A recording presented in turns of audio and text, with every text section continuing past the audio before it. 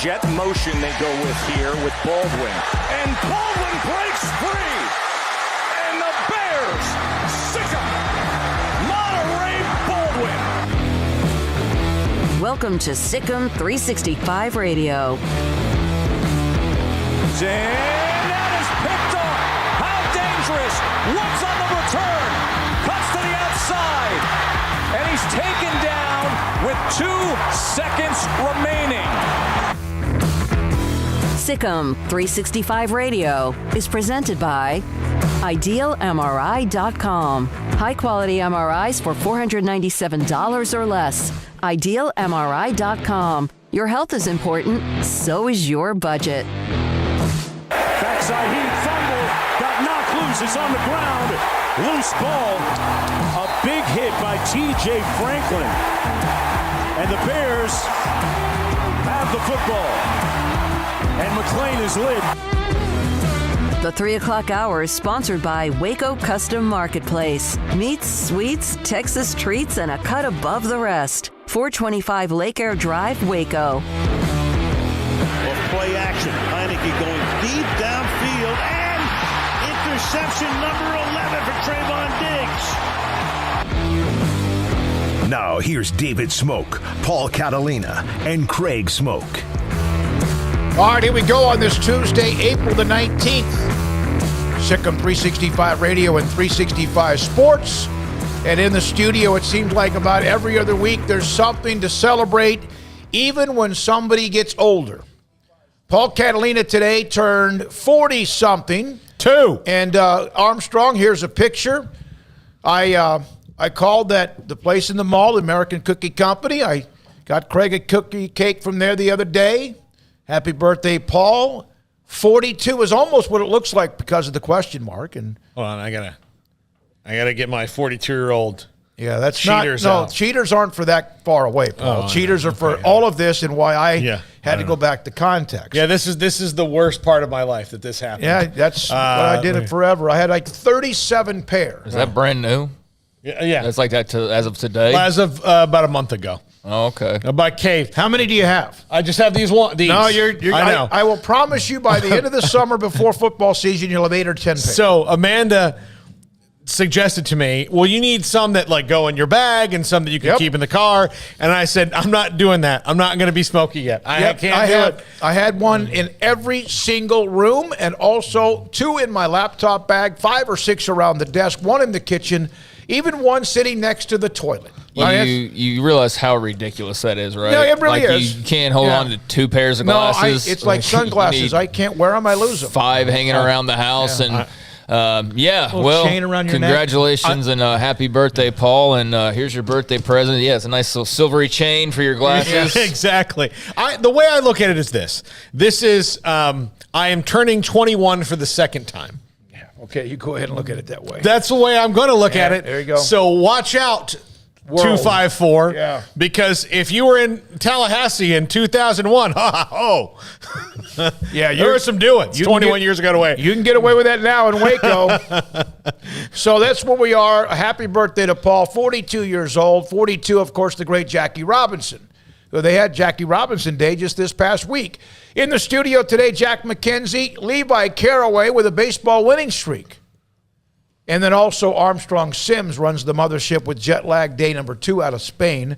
Craig Smoak to my right and Paul Catalina to my left. We're going to have almost off the top here in about 2 minutes, Dane Brugler, who writes for theathletic.com for the NFL draft, his thoughts about players, not just from Baylor, but also some others that we will want to hear from or hear about. He has done his entire mock draft. He laid it to rest about 2 or 3 weeks ago. He'll join us. Also today, John Arand, who writes for the Sports Business Journal on a lot of the network negotiations with conferences in college football, other sports news.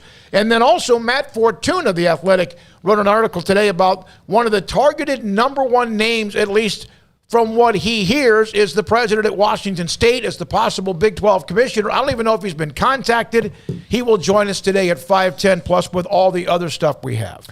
Yeah, the Big Ten negotiations are ongoing, so we'll dip into that. And, Fox, it was very interesting to see John Auerand and some others reporting, how Fox basically, secured their deal. When, to be clear, when we were talking about this, I kind of brought it up, a couple of weeks ago, and we were talking about the networks. One of my kind of complaints, I guess, was everybody just kind of hoping for streaming and everybody to be involved, every possible service. And it does appear that there are many services that are, in the running for, these various rights that are coming up. But, do they all want college football, period, or they just want the Big Ten? Do they want just college football, or are they looking for specific brands? And that's where I think it will be interesting. And the way this was negotiating or is being negotiated is quite interesting based on what we read of, the fact that Fox is taking part in this, basically, looking at other networks and judging who's going to get the remainder of these rights. It's very, I think, unique in that way. So, looking forward to diving into that. So John Auerand will join us at 4:20 on that, plus Matt Fortuna today just after 5 on his column, his cover 4, that also included some college football notes, including possible candidates to Big 12 commissioner. We're now joined by Dane Brugler. He is with theathletic.com, but also has been well known for what he's done. I knew Dane back when he was like a puppy, and he's grown into one of the best when it comes to the NFL draft, and we're glad to have him on the show because he is loaded up with all sorts of other appearances. Dane, thank you very, very much. So when do you start to actually, when you start to go through your mock or you start to put your stuff together, when do you go like underground with that, and how long does it take? Well, the draft guide is a year-round process. I've already started on next year's.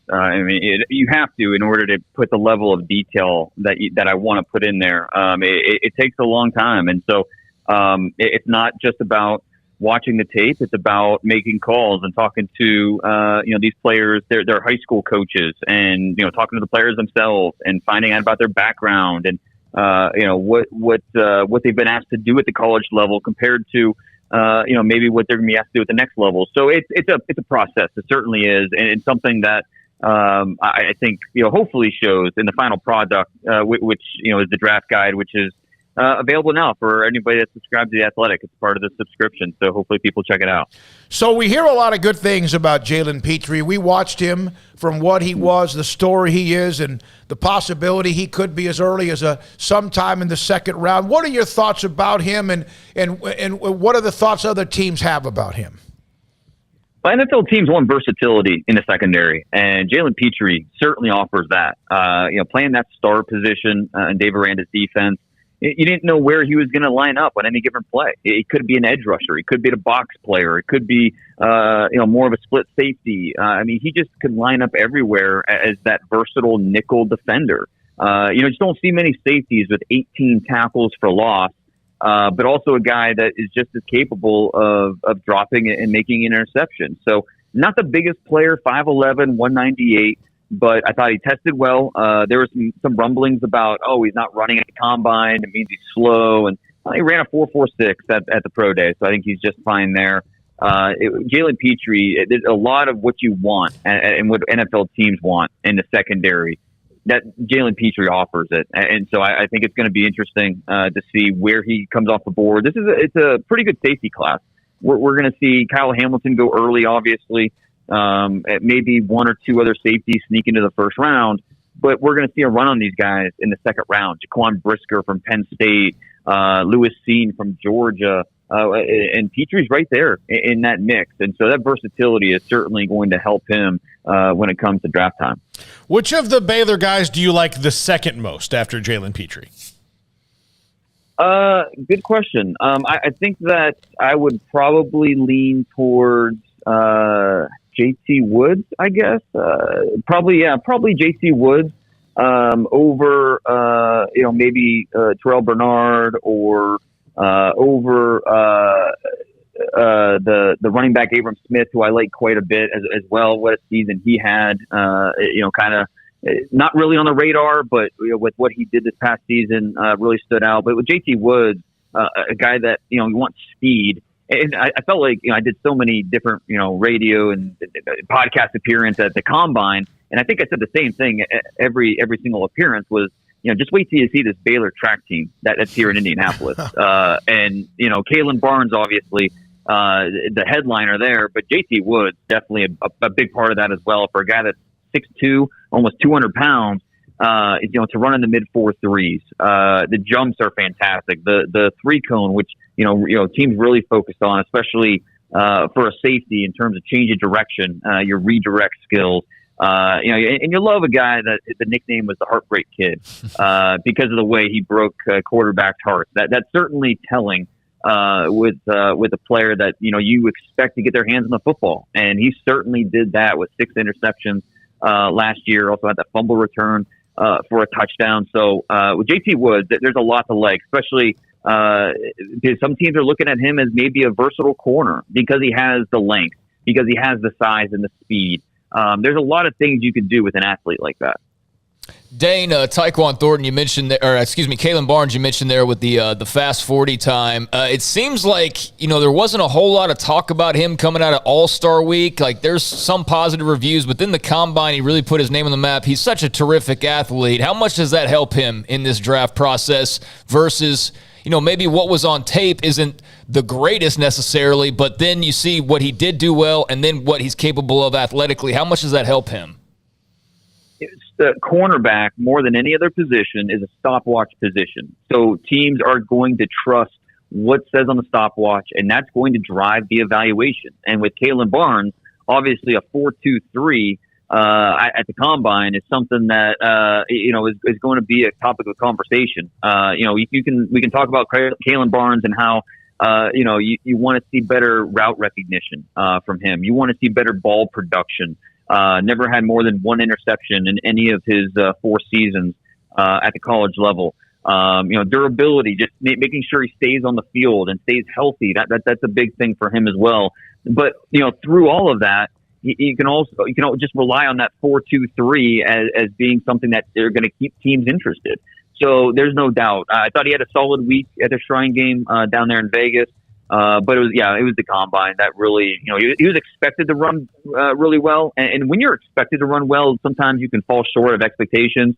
Not Kalen Barnes. I mean, he even exceeded what was expected of him with what he ran. So I don't think he's getting drafted top 100, but somewhere early day 3. A team's going to trust that speed and look to develop him. You mentioned Abram Smith. You're a fan of his. You look around, and it depends on who you look at, but we've heard some that maybe he's kind of fallen down the ladder a little bit. If he would have had one more year at running back, would it have made a difference higher for him? I don't know necessarily, because honestly, you could look at it and say, it's more tread that's left on the tires. He's not as beat up as some of these other guys. He has 269 career carries in his career. I mean, that's a single season for some guys, and this is his entire career. So it's, I know he played plenty of linebacker as well. So there's other contact that he had throughout his career. Playing special teams too. But he's a guy that is something that you worry about with durability. Maybe you don't have to worry about with Abram Smith, and that's where the medicals come in, and where teams have to do their due diligence there. But he's a very decisive player, north-south runner, no nonsense, not going to do too much dancing around. His feet are very controlled with his cuts, and he runs it pretty well for a guy that is a bigger back. A little more upright than you want, but he runs a solid 4.5. And there's, like I said, he's being experienced on special teams. That's going to carry him quite a bit, because we know in the NFL that matters in a big way. And when you're a running back drafted on day 3, you're probably going to be second or third in the rotation on the running back depth chart. In order to earn your keep and to make sure that you're avoiding cut time, doing what you can do on special teams really makes a difference. And I think that's something that will really help with Abram Smith. Dane, the Cowboys sit at 24. I know there's speculation that they could trade up or get aggressive, but just based on the way that they've conducted this offseason, it seems to me like they are in kind of a lay-back mode. What do they have to get done in the first couple of rounds for, those first 3 picks, because they're going to need some starters to definitely come out of the first and second day of the draft? Goal number 1 for this team is they want to get more explosive on offense. That is exactly what they want to do. And that could mean a guard, a plug-and-play left guard at 24 who's going to stabilize that offensive line. I think there's part of Jerry Jones that he really enjoyed when it was just kind of accepted that the Dallas Cowboys had the best offensive line in football the last few years. That wasn't the case last season. And so in order to maybe help rectify that, draft a plug-and-play left guard at 24, and all of a sudden that offensive line looks a lot better. But I also think they'd love to add an explosive receiver. Michael Gallup would be back at some point, but you still want to add another guy to that rotation with CeeDee Lamb. And if the right receiver is there, whether that's Chris Olave from Ohio State or Treylon Burks from Arkansas, that would be kind of a fit that makes sense for the Cowboys. But I do think the priority here for them is they want to get better on offense, especially in the first round. And then I think on day 2, that's when Will McClay and Coach McCarthy, they're going to look to Dan Quinn and say, all right, Dan, now we'll talk defense. You can go get the guy you want, whether it's a pass rusher, whoever it is, go get your guy second or third round. And, I think there's a good chance that it could be a pass rusher. They want to get more juice off the edge. They want to get more disruption at the quarterback. And this is a good draft to do that. Edge rusher, pass rusher, it's a position that we're going to see drafted early. Aiden Hutchinson, Travon Walker, Kayvon Thibodeau. We couldn't see as many as 5 or 6 pass rushers drafted first round. But it's going to stretch as well. Second round, third round. Even into day 3, I think you're going to feel optimistic about some of the edge rushers that are left on the board for you. So I'll be shocked if the Cowboys do not draft an edge rusher at some point there in the first 3 rounds. They want to get better there on the edges. Dane, I think you've got Breece Hall, I believe, is your highest rated. Is he your highest rated Big 12 player? Period. I believe so. I'm trying to think who else would it be. It's got to be him. Yeah, I would say, yeah. Okay, yeah, I thought so. I just want to make sure, but you got him as your highest rated Big 12 player. This might be another year where the Big 12 doesn't see a first rounder. What do you think it is about that? Is it? What is it exactly? I mean, we know the SEC does well, and there's all sorts of other conferences, but the Big 12 has had kind of this draft sort of gap. What is it about the style of play? Is it the talent? What do you think? Yeah, I don't know if I really, there's one pinpoint thing that you can point to, but it's, obviously, Texas not recruiting at the same level as they usually have and developing those guys. I mean, that's the biggest thing. We could go back to the recruiting rankings, not just the recruiting rankings, but the lack of development. I think that we've seen, at some of these Big 12 programs. TCU, not a school that's going to be well represented. Maybe they have one draft pick this year. Oklahoma State, not going to be well represented this year.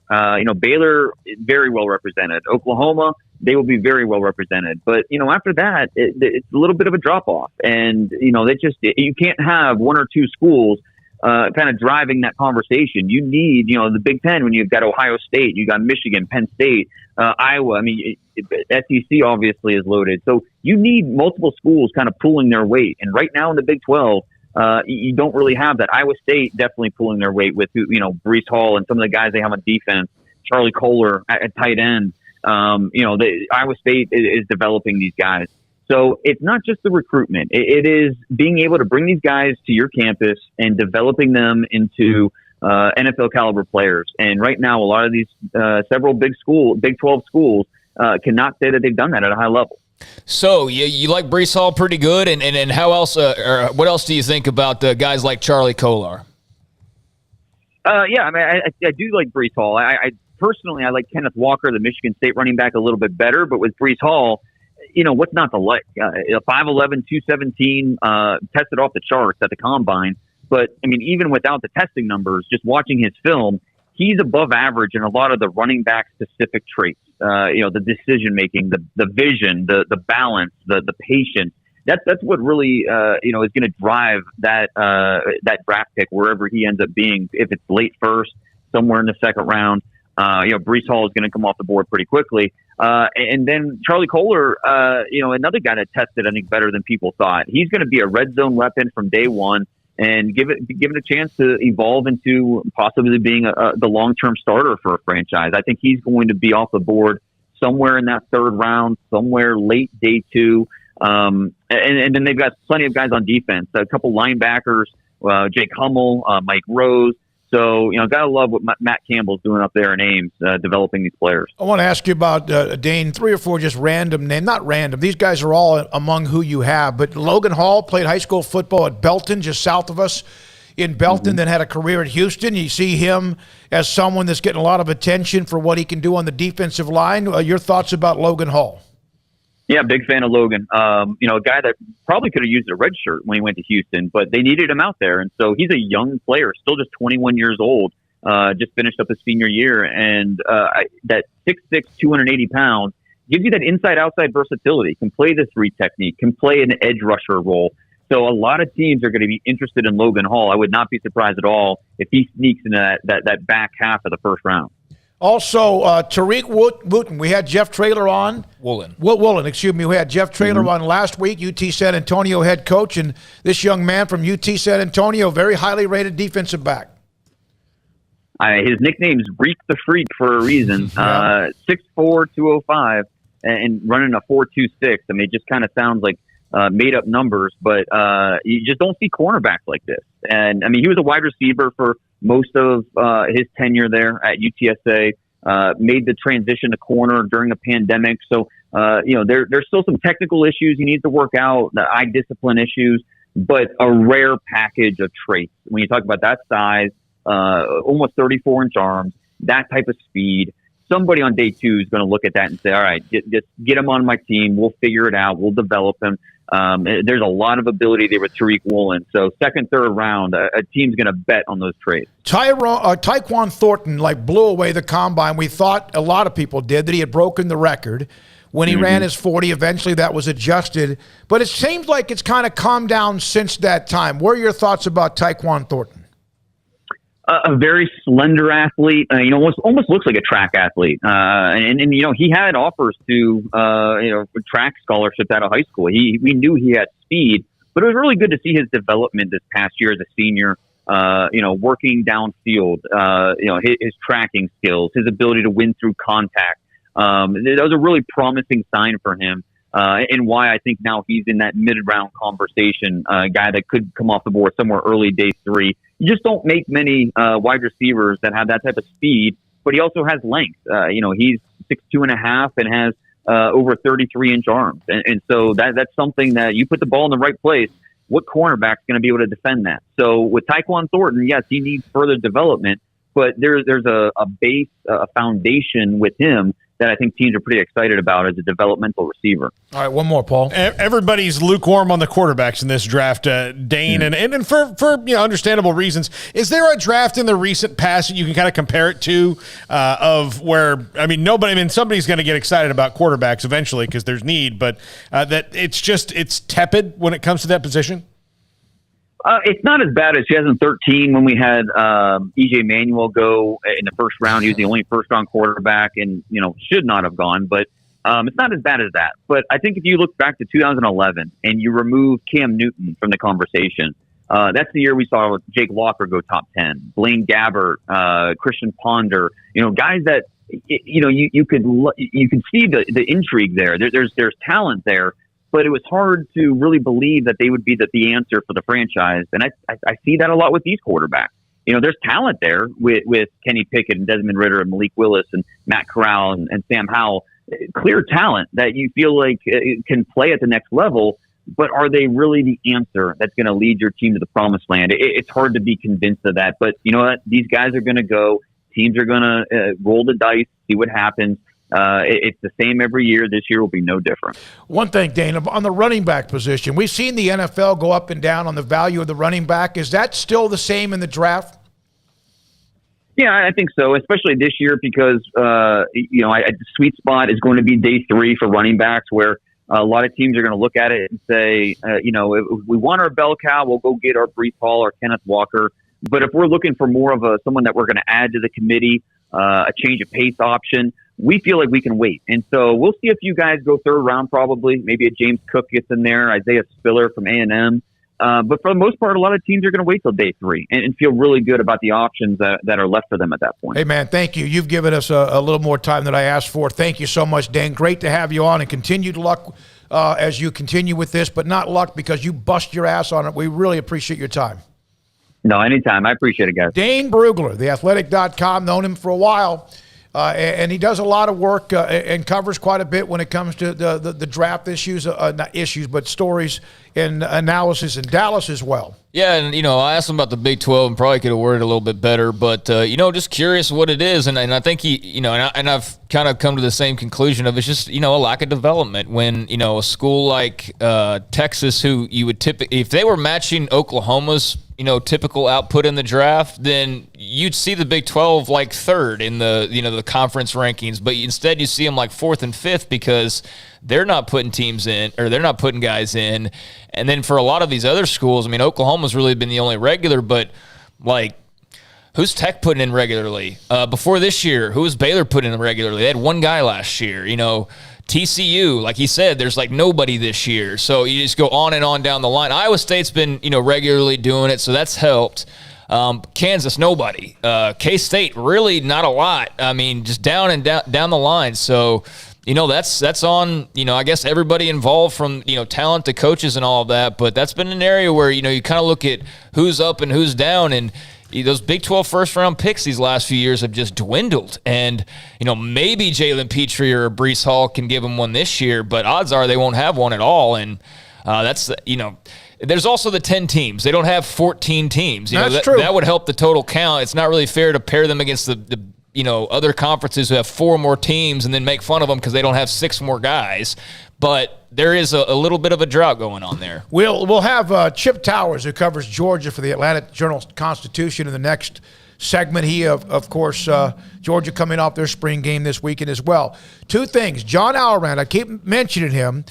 He has written a column about all what's going on with the Big Ten, the TV, what is it, even thoughts of the Pac-12 and much more. And then Matt Fortuna today. Mac Rhodes is out today, not on the show today, just off from being able to do media. And then at 5:10, Matt Fortuna following off the radar on many things, including the ACC relocation and also a name that's kind of become out there, hot when it comes to Big 12 commissioner, even if they haven't. I don't even know if they've actually hired a search firm yet. All right. Thank you, all of you who have been on the chat room. Appreciate some of you. We asked some of the questions you asked. That's what we want to do for you as well. Sikkim 365 Radio and 365 Sports. At Allen Samuels, the new 2022 Wagoneer Series 2 and 3 has 2.9% for 72 months, plus $3,000 in bonus cash. All first responders get an extra $500 or take 0% for 72 months. Shop this incredible vehicle that gives you performance, style, perfect for your family, and reliability your family deserves. Today from Allen Samuels in Waco. Come shop their huge new car and truck inventory. Come by. Let's be friends. See dealer for details. All offers have credit requirements. Boots add protection. Good boots help you climb better and move forward faster. And when your son or daughter steps into the boots of a U.S. Army officer, they also learn how to lead. In these boots, they'll gain more confidence with expert training in one of more than 150 occupational specialties. In these boots, they'll stand a little taller and lead a team with diverse backgrounds and areas of expertise to successfully accomplish whatever challenge comes next. In these boots, they'll earn respect with valuable experience from day one that will give them solid footing for success into the future. Highly qualified candidates who earn a spot on our team can receive comprehensive health care coverage, college tuition assistance, and a bonus of up to $40,000. See all the things your son or daughter can achieve in our boots at GoArmy.com. U.S. Army Waco Recruiting Company, 254-598-8131 or 254-776-1543.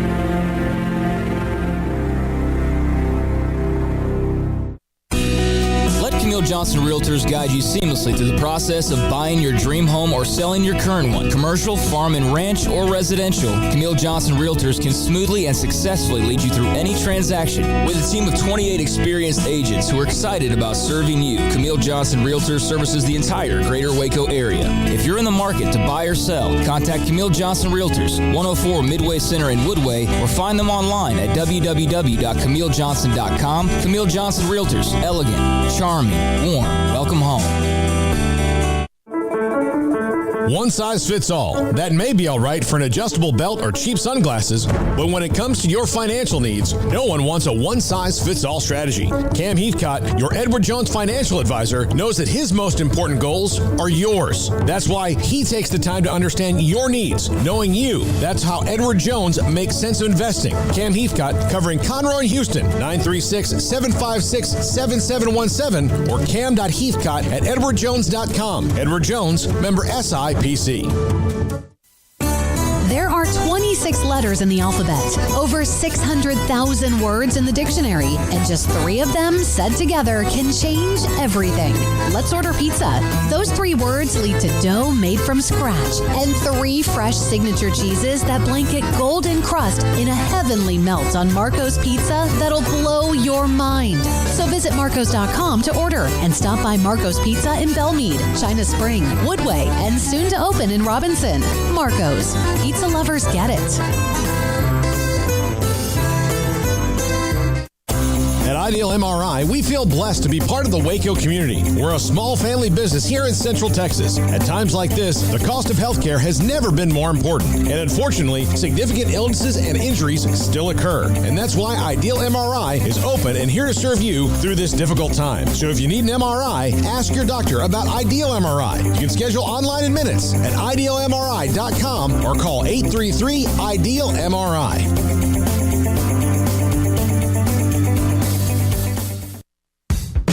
This is Sikkim 365 Radio. Text us at 254-339-1122. The Sikkim 365 Radio text line is sponsored by Riverbend Liquor and Wine, with the most extensive variety of craft beer in Waco. A hidden gem on Lakeshore Drive and 19th Street.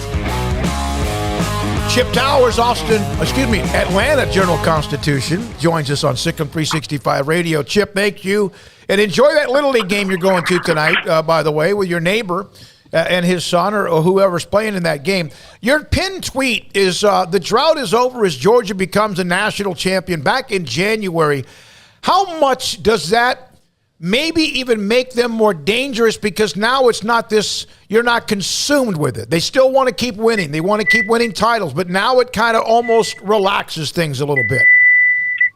Yeah, I would agree with that a little bit. I mean, I think the biggest deal is belief now, because for Georgia. Anybody who knows anything about them, forever they've been talking about this is the year. This is the year. I mean, legitimately, this is the year. It's probably been the battle cry for at least 20 of the 41 years that Georgia didn't win the national championship. So getting across the finish line is validation. It's what Kirby Smart was hired for. It's why Mark Richt was fired after a 10-win season. It was the promise kind of that he made and that he knew how to do it and he was going to get them there. And they got there. So, that said, there's an NFL draft next week and you're going to see a lot of Georgia guys go very, very early. Most of them off of what people call a generational defense, certainly statistically one of the best in the modern era, certainly of the spread era of college football. So, there's some real work to get done between now and next season, but it sets up pretty well, and they ought to be in the conversation. They are already, really. Well, Chip, they had a tackle in the transfer portal who took a visit and then came back. So things are going well for them. How are they able to rope Amarius Mims back in, even not being able to guarantee him that he's going to start because that's one of the reasons he jumped in the portal in the first place? Yeah, I only half jokingly say this, better NIL deal. Who knows nowadays? But look, Amarius Mims now, 6'7", 330 pounds. I think he's listed at. He's a little bigger than that. It's kind of a good news, bad news situation. And the good news is that Georgia has. With his return, they have 19 offensive linemen on the roster, and listen, none of them were lightly regarded. When they signed out of school, they're all scholarship guys, and so Georgia wasn't bemoaning his loss terribly. Now, again, 6'7", 350, let's say. There's just not many people on the planet that grow like that, and he has all the other resident athleticism that you want to go with that. But, he's behind starters at left tackle and right tackle. And, they experimented with looking at him inside at guard. I don't think he was really interested in playing guard because he definitely projects as a tackle. And I'm sure Georgia told him the whole time, hey, it's not over. Just because you're not the guy right now doesn't mean you're not going to be the guy. You may be eventually, but Georgia's got two good tackles in Broderick Jones at left tackle and Warren McClendon at right tackle, who have proven it on the field. So, it's just one of those things that Kirby Smart is having to manage right now. 19 O-linemen. That is insane. That's more than some teams have skill guys, total across all positions. But Chip, Dan Lanning off to Oregon this offseason. Big opportunity there with the Ducks. Bulldogs stay in-house with co-DCs and Glenn Schumann and Will Muschamp. Didn't have to look far for their replacements. How much do you expect to change and also just stay the same as far as that Georgia defense goes? And I know, obviously, they're having to replace a lot of talent. Well, it'd almost be naive to say both, that it's going to change a lot or that it's going to stay exactly the same, because I really don't think either one is true. But, let's be clear, Kirby Smart is head coach, but he's kind of head coach / defensive coordinator. Right. So that's kind of his – he spends a lot of time every practice on that side of the ball. Will Muschamp, is out of the same limb of the tree as Kirby is in terms of coming through Saban, at LSU and Kirby at Alabama, and they have a lot of the same philosophies. So I don't think a whole lot is going to change. But where I do think it's going to be different is just what we talked about before. Georgia's defensive line last year was unbelievably dominant, and that's being played out in the draft projections as we see right now. 4 guys in that draft coming off the defensive line, plus 3 linebackers who rotated. All of those guys are going to be drafted. So the guys are coming in, you may have to coach around a little bit more. You have to do a little more stuff. So I think they're going to look a little bit different. I don't think there's going to be quite as much rotation as there was last year because there's no way you can be as deep in talent. So, some guys like Jalen Carter, who also projects well as the junior for next year, he's going to have to play a lot more than he did last year. Less situational, more 3 down. Stetson Bennett was an incredible story. JT Daniels, of course, has transferred to West Virginia. The confidence in what he has brought now from just that ability to lead them to the national title. Yeah, I mean, a lot of confidence. I mean, I think it's a big deal to have a 6th-year senior who led you to the mountaintop. Right now, it's amazing. There's not even a quarterback controversy here, and fans are still trying to make it one because – Stetson Bennett doesn't look like the other quarterbacks they have. He doesn't look like 6'5", 215-pound Carson Beck or 6'3", 230-pound Brock Vandegrift. Again, highly recruited guys that are waiting in the wings. And then they'll point to, they just had G-Day game this past weekend, and Stetson goes like 15 for 35 or something like that. He had a couple of picks, got a couple of deflections at the line of scrimmage. He's too short. But it's a inter-squad scrimmage that Georgia threw the ball 90 times between the two teams. That's not what they do. They run the football. It's play action. It's RPO, and Stetson does that at an exceptional level. He proved that last year. You take away the element of surprise from the defense, and he's pretty easy to defend if he's going to throw it every down. I mean, Alabama showed that. In the second half of the SEC championship game. But when they have the run game running, and we talked about the O-line, and they have some good backs, that run game is going to be working, and he's going to be kind of pulling the levers again. I think that's a big deal for Georgia, and that's the reason I think that they'll be back in the SEC championship game.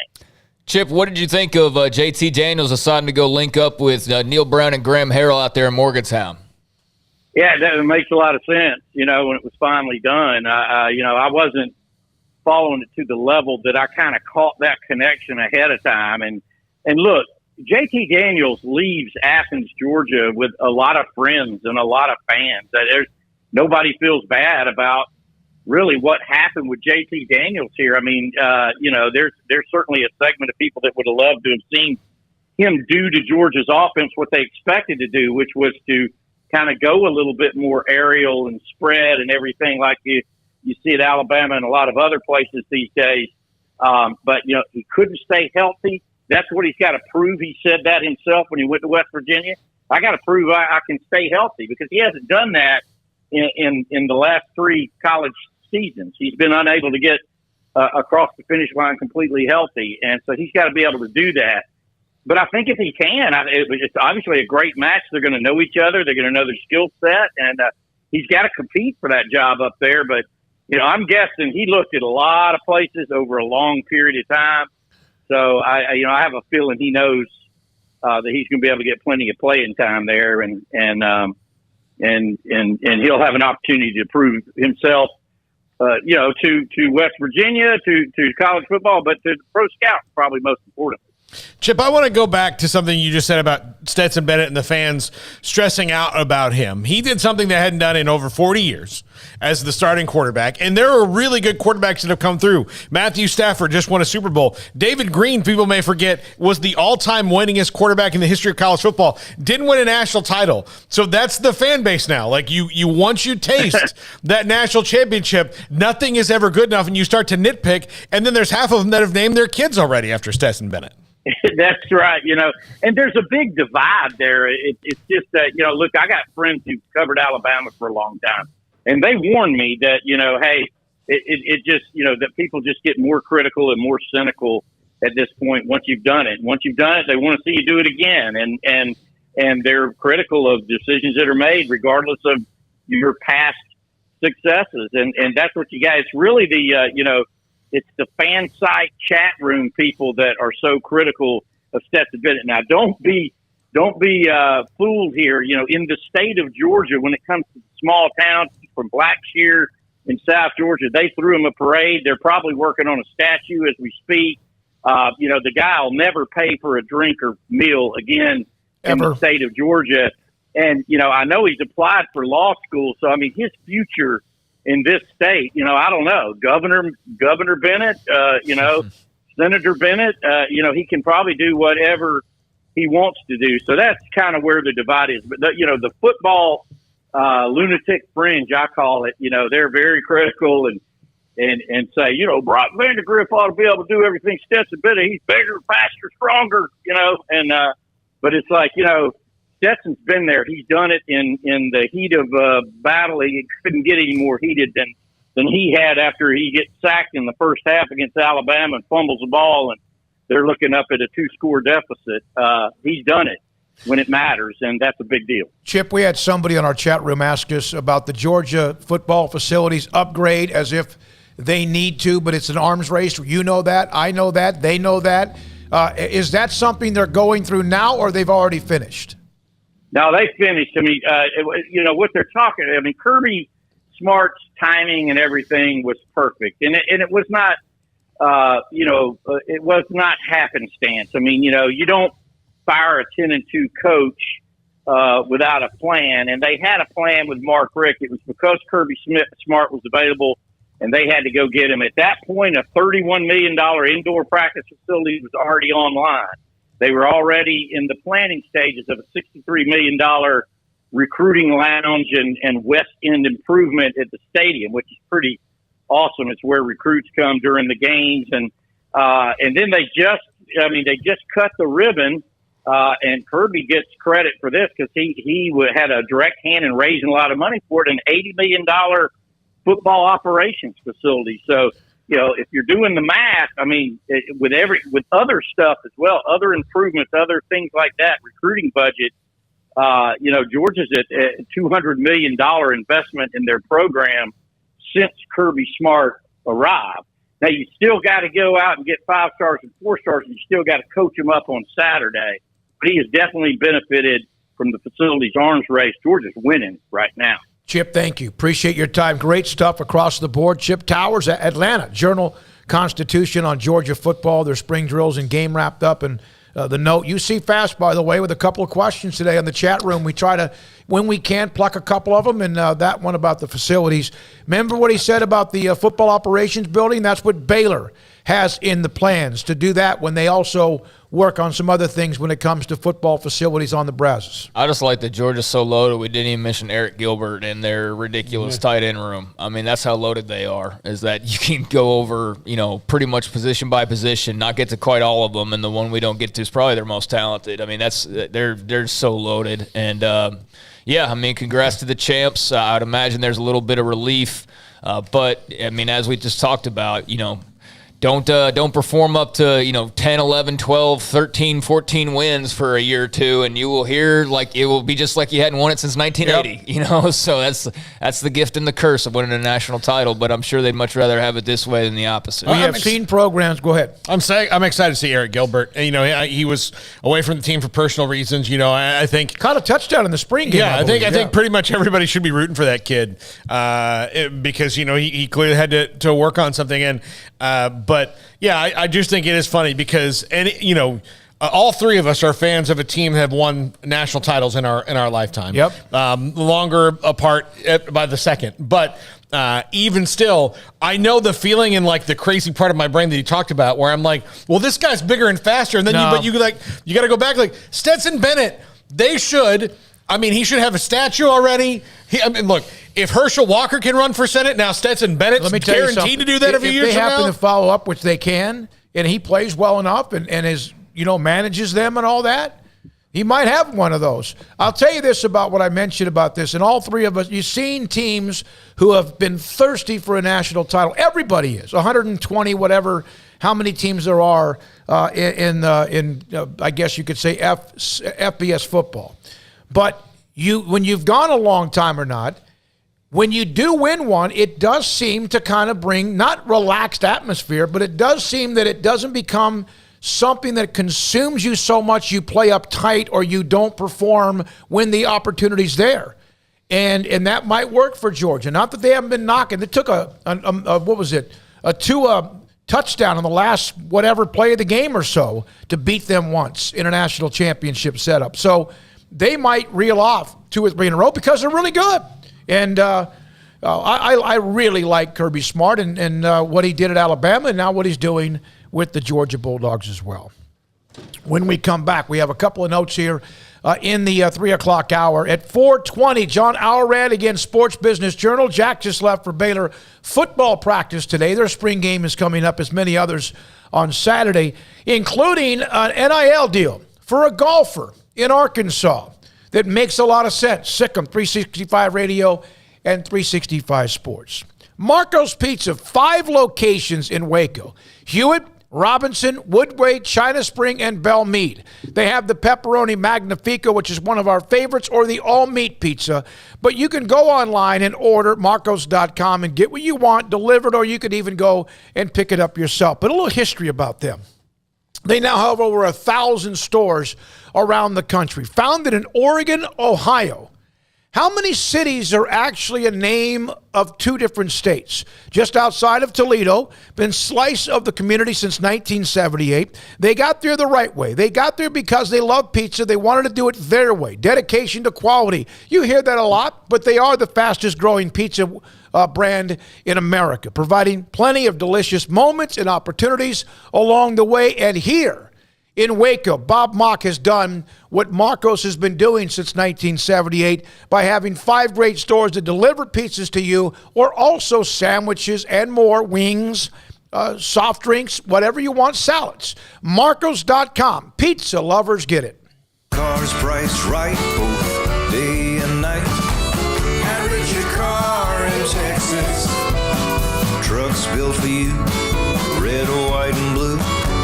Average your car in Texas. Cars that zoom with lots of room. Average your car in Texas. Count on us, a dealer to trust. Average your car in Waco, Texas. Did you know that 1 out of every 4 men have symptomatic low levels of testosterone and don't even know it? And if you think you're too young to worry about it, guess again. Low T levels can make you feel tired and grumpy, cause weight gain, and wreak havoc on your sexual desire and performance. Petty Clinic Low T can set up same-day blood screening and results, so if you're tired of being tired, I challenge you to man up and Google search Low T Waco or go online pettycliniclowt.com. It's a private clinic with an atmosphere catering to men. Affordable, only $150 a month, includes lab work, office consultation, testosterone injections, follow-up visits, compared to $395 a month in Dallas or Austin, and you don't have to fight the traffic. Petty Clinic Low T as board-certified physician consultations will provide the best form of brand-strength testosterone available. Contact Petty Clinic Low T today, just off Highway 84 and Old Hewitt Drive in Woodway. Petty Clinic Low T, helping men become the high-performance men they deserve to be. PettyClinicLowT.com or Google search Low T Waco. In the market for a quality metal building? Since 1943, Pioneer Steel and Pipe has helped Central Texas residential and commercial customers with metal building design, panel options, building components, and trim options. Pioneer Steel and Pipe's residential line is energy efficient, offers low maintenance, reduces insurance payments, is impact resistant, and carries up to a 45-year limited warranty. In addition, they can also help you find a metal building contractor for your project. Pioneer Steel and Pipe with locations in Waco and Bryan and at pioneerboys.com.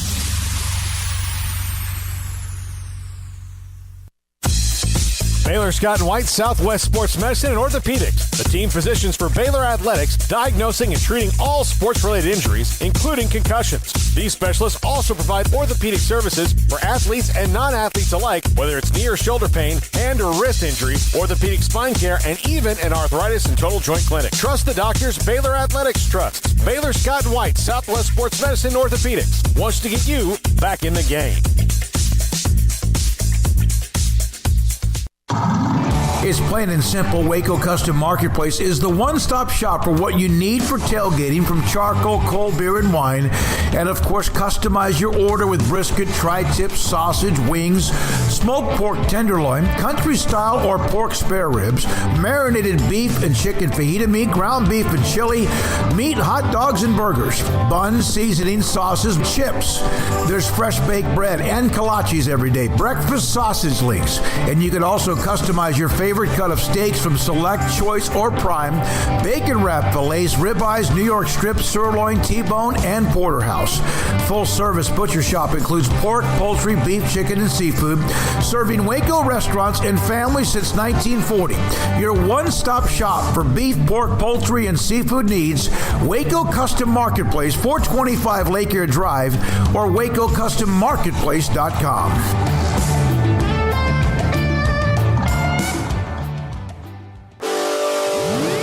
Welcome back to Sikkim 365 Radio. Have you subscribed to our YouTube channel? Search 365 Sports on YouTube. 4 o'clock hour. We are open for the next couple of segments. 4 o'clock hour, John Hourand. I keep promoting that because he has some great information about television, contract negotiations, college football, Big Ten, etc., and how it could affect everybody. Because we still know that the Pac-12 they have work to do, and so does everybody else. We know the Big 12 at some point they have work to do. Obviously, they have to get a commissioner, and they have work to do. When is theirs going to kickstart as far as start to work on what they are post-Texas and Oklahoma? So here is the Georgia National Championship ring. These rings, which are great if you get to win one. Look at the size of that baby. It almost looks like it's got, what is that? It's going through the G. It's got to be like the national championship logo, whatever. It looks like a cufflink or something. That's a trophy. That's what I meant. That's the national championship trophy. Looks like it's a guitar. Yeah, but it still looks a little bit smaller than the rings that Scott Drew designed. Yeah, which he said, look, okay, what's the biggest you got? That's a quitter's attitude. Go bigger. But don't you want to have, and I get what they do, whether it's Baylor or Georgia or whoever, and now, of course, the national champions from Kansas. Wouldn't you want one that you could comfortably wear? No, look, I'm surprised Scott Drew's ring is so big that he's not part Italian. But I would want one that I can comfortably wear. I mean, I've gotten to try on Super Bowl rings from guys before, and they are, while they're big, most of the time it's something that you could wear. Where you can't really even comfortably type with it or get on your laptop with it. Yeah, but that's not what you're wearing every day. You're not wearing that to the office to type on your laptop. You're breaking that out on special occasions for when you show up at a spring game or at a game, the following year. You're not flaunting that baby every day. If you are, that's just kind of sad, honestly. But I think the sizes have gotten kind of ridiculous. I do. I would probably, we've talked to a lot of guys who barely ever wear theirs because they are so big or they're just so gaudy that, where does it fit into the wardrobe half the time? But yeah, those are nice. Those are great national championship rings. I think, those are probably like the 10th most important thing of winning a national championship is the ring that comes with it. All the other stuff's far more important. But individually, I'm sure that's a great keepsake and a great reminder of a special year. From Phil Venzer, hi 365. Hey Phil, I'm back. Tax season is finished, so an 8.5-month vacation starts. San Diego, then Calgary to watch the Stampede, and then I'll go watch the Big 12 football game. The actual Stampede or like the team? Probably, well, it could be either one. That's a cowboy country up there. That's like a Texas City, in Canada. There are a lot of cowboys up in Canada. But hey, if you run into Bret Hart in Calgary, tell him I said what's up. Would you like, if you all of a sudden could interview him? That'd be a top interview for me. It's so funny because people would think that my top 5 would be like Michael Jordan, and I would have some sports people. Like I'd love to talk to Dirk Nowitzki. I'd love to talk to Michael Jordan, obviously. But I don't know. There's just some of the more outside the box, like Bret Hart. Come on, that's a dude who I've loved for 30 years. So that would be huge for me to talk to Bret Hart. I would absolutely love that. Also, Armstrong, here's a picture. We on a throw out, and it's part of everyday life as this show or in college athletics, NIL. This is John Daly II, and he has a new NIL deal, boys. That is on brand. For those not watching? Those who are not watching, it's Arkansas freshman John Daly II signed an NIL ambassador deal with Hooters, which his dad always does a big signing outside of Augusta National. when he does an autograph deal and has his own little deal outside of it. And there's John Daly, the freshman. There's a picture behind him of a golf course and a couple of women who are next to him that also are wearing their Hooters outfits. Yeah, like either waitresses or Hooters models or whatever. But, yeah, I mean, that's a cool deal for John Daly II. Didn't even realize he had a son, quite frankly. Yeah, they won that father-son deal that Charlie Woods and Tiger played in. They played so well. So I guess I had heard about that. But, yeah, that's a cool deal for him. Well, look, and part of that's not necessarily fair for Charlie Woods because, Charlie is, 13? And John Daly is a freshman. And 5 or 6 year old difference. Could swallow him whole, but, They are something else, man. I'm telling you right now. Roger the Dodger on chat room daily, spending up on Hooters through the years. Good to see your son getting some of that money back, and you're exactly right on that. Hey, Hooters used to be, it sounds crazy. It's like saying you got Playboy for the articles. I was actually one of those dudes that sometimes the articles were more interesting, quite frankly, when I was like a college kid. Thompson wrote exactly. They were actually great articles in Playboy. It's not why you got it, of course, but it's kind of like the same thing with Hooters. I actually used to like Hooters because of their wings. And I don't know what happened in the last couple of years, but more than that. Yeah, more than that. They changed at some point a few years ago. Pretty much everywhere we went to where we just stopped going. It used to be like a regular. It used to be a regular stop, like on a road trip. We'd go there for like an easy lunch, and now it's not even a thought.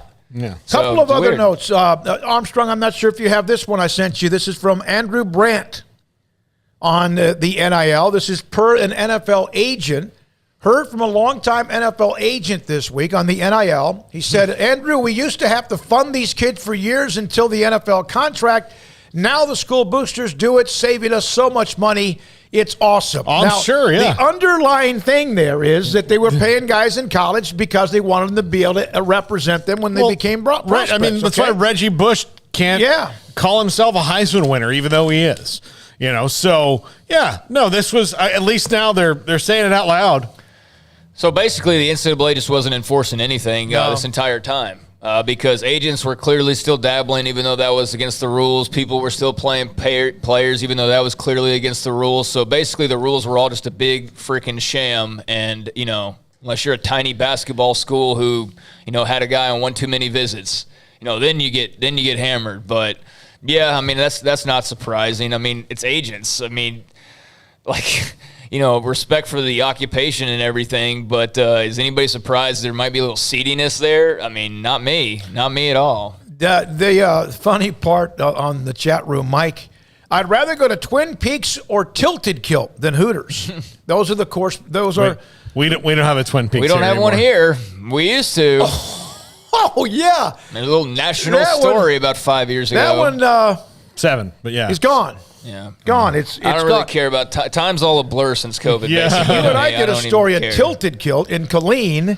When somebody who was a sales rep at the radio station had an absolute emotional freaking breakdown in the middle of our show, and we never got to go back there again. Had nothing to do with us. It was just a thing, and girls at the Tilted Kilt kept coming. Is she okay? We don't know. We don't know. We have no idea. Please.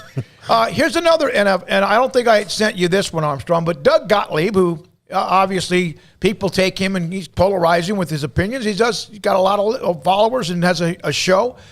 He goes, my favorite NIL story is a Power 5 programs player had a BMW from a local dealership. He put his intent to transfer out after losing during the NCAA tournament. The dealer met the team plane, got the keys, and, of course, the dealer was pissed. The player lost his BMW. Well, that's going to happen more often? I think it's fair. I think it, Well, of course it's fair. I mean, it's the dealer's car, after all. I mean, yeah, that's maybe the first time we've heard NIL actually backfiring in any way on a player because pretty much everything else has been just free reign. And so, yeah, that's part of the learning lessons of, doing business. This isn't just you get it and you do nothing for it. And I've seen plenty of people point out, like, there's some guys who are just getting paid to play football or basketball. It's very clear. But there are a lot of other athletes, and I don't know who brought this up, but you're basically having to – I think it was in response to like a Stuart Mandel tweet or something. People were talking about is you basically have to have a second job with NIL because you're a spokesperson. You're a social media person, and you've got to do like – a job. Basically, you got to post so many times or make sure you do that. So, yeah, you're getting money, but you're also doing a little extra work for it. Now, I'm sure the work pales in comparison to the actual dollar figures, but maybe not in some cases. Like if you're just a random volleyball player who's got a small little NIL deal, you probably are earning like the amount you're putting in to earn that whatever amount of money. But, there are cases, obviously, where just play football and make $2 million, and there's probably more of those occurring now. But, yeah, I'm not rooting for NIL deals to fall through, but it does feel kind of good. Like, hey, it's not just you get whatever you want, whenever you want, and however you want, and there's no repercussions if you decide to suddenly throw your name in the transfer portal. I don't know what that kid was thinking. He must not have been upset about the car. If he was, I don't know what he was thinking. Yeah, but you say that. You're frustrated. I'm leaving, whatever, which means you probably were thought about it anyway. But he ends up losing to BMW. When we come back, the 4 o'clock hour, SMU's Kendrick Davis made an announcement of 7 teams. Most of them are around the area in the state of Texas, but a couple of others nationally that he's looking at to transfer out of SMU. And Jeff Goodman with a transfer portal stat count that we'll have in the next segment as well. This is Sikkim 365 Radio and 365 Sports. Spoke to Braden Embry the other day, but I spoke to him. I traded text messages with him about many things of what they do, what we do, and also we appreciate their loyalty and sponsorship. And also, many people appreciate what they do as a business. Pioneer Steel and Pipe, steel, and metal. And since 1943, they've done that as well as anyone possibly can. They've survived all of whatever's changed on occasion when it comes to the economy, when it comes to anything, sometimes even through some major problems around the world that affect distribution. They're building a brand new facility here in Waco. It's going to make them bigger, better, faster, stronger, but they've always been that. Now they'll just be that times 2 or 3 because this facility is amazing. They have a location in Bryan as well. If you need metal, pipe, or steel, Pioneer Steel and Pipe is your location. 2 locations, Waco and Bryan, and pioneerboys.com. 1, 2. I'm in love with a man named Rudy. I'm okay with that. He knows exactly what I want. He keeps me coming back. He cooks breakfast, lunch, and dinner for me. Does the dishes too. I'm in love with a man named Rudy. Last name Barbecue. It sure is easy to fall in love with Rudy's tasty oak smoked barbecue. Next in line. From the first workout to the last practice, sports is an incredible challenge. Hi, this is Dan Ingham with the First National Bank of Central Texas, and we're proud to support each athlete, every parent, and our educators. From families, small businesses, to the biggest industry, we're here to help. With remarkable products like First Free Checking, we've got banking ideas that fuel big dreams. The First National Bank of Central Texas. Familiar faces making local decisions. Member FDIC, Equal Housing Lender. Automatic Chef Canteen is a full-service micro-market vending and office coffee provider with state-of-the-art vending equipment, a wide variety of products, and offering custom-fitted micro-market vending office coffee solutions for your employee break room. You want a full break room solution and a workplace oasis? Well, Automatic Chef Canteen, locally owned and operated for over 50 years in Central Texas, also includes in-house mechanics on call 24/7 for fast, reliable service and maintenance. Automatic Chef Canteen, 6900 Imperial Drive in Waco, or online at automaticchefcanteen.com. Do you or your kids get nervous about going to the dentist? Stonewood Dental, Dr. Steve Childress, he can help. I've spent a career taking care of patients who as children had bad experiences, and now they're adults that hate going to the dentist. If I get a kid at 3 years old and they come every 6 months and it's a happy experience, it's normal for them. Now they have an accident at 6 or 7 or 8 at school. Now they have a broken tooth or a trauma, and they have to come here. They're used to lights, they're used to water in their mouth, they're used to experience, they already trust us. It's amazing what we can do with that kid without it being a negative thing. But if I see a 6 or 7 or 8 year old that's never been to the dentist, and now they have a trauma or an unfortunate unexpected toothache, it's harder to do that for that kid and it not be somewhat of a negative experience. So bottom line is I try to teach kids and adults and teenagers and everybody the way I'd want my family treated, which is where it's a necessary part of life. You just take care of it. It doesn't have to be that big a deal. Learn more, stonewood-dental.com. When we moved to Texas, we were like fish out of water. We didn't know anyone in our neighborhood until our Texas Farm Bureau insurance agent came to the house. She was so helpful and reassuring, a friendly face with that Texan hospitality I'd heard about. When we purchased a Texas Farm Bureau insurance policy, we knew we were making the right choice. We knew our family would be protected. Stop by and see our agents at one of our 3 McLennan County locations. Coverage and discounts are subject to qualifications and policy terms and may vary by situation. Baylor University is where lights shine bright. So, let there be light. Let there be roommates and teammates, scholarship and championships. Let there be fresh starts and new traditions, fast friendships and lasting impacts. Let there be laughter. Let there be joy. Let there be light. Baylor University, where lights shine bright.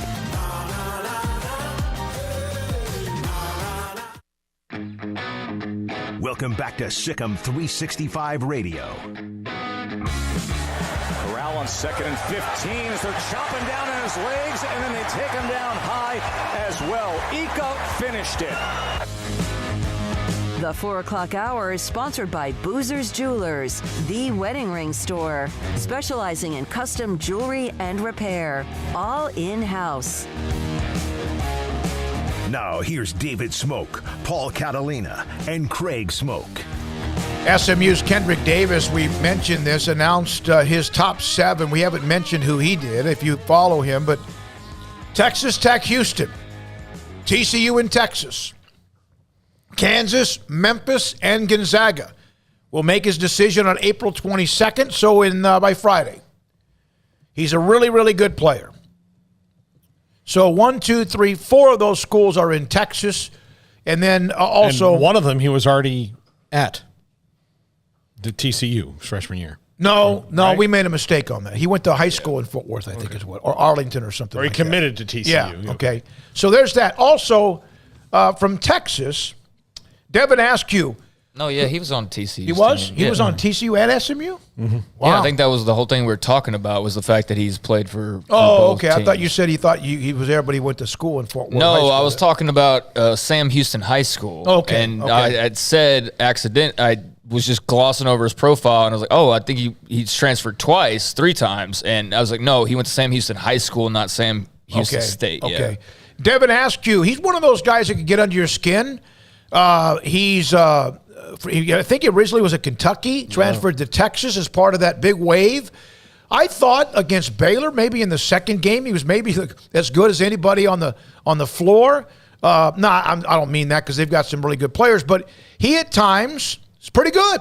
I mean, feisty, a guy that the fans would like unless he plays against you. He announced he's entering the transfer portal.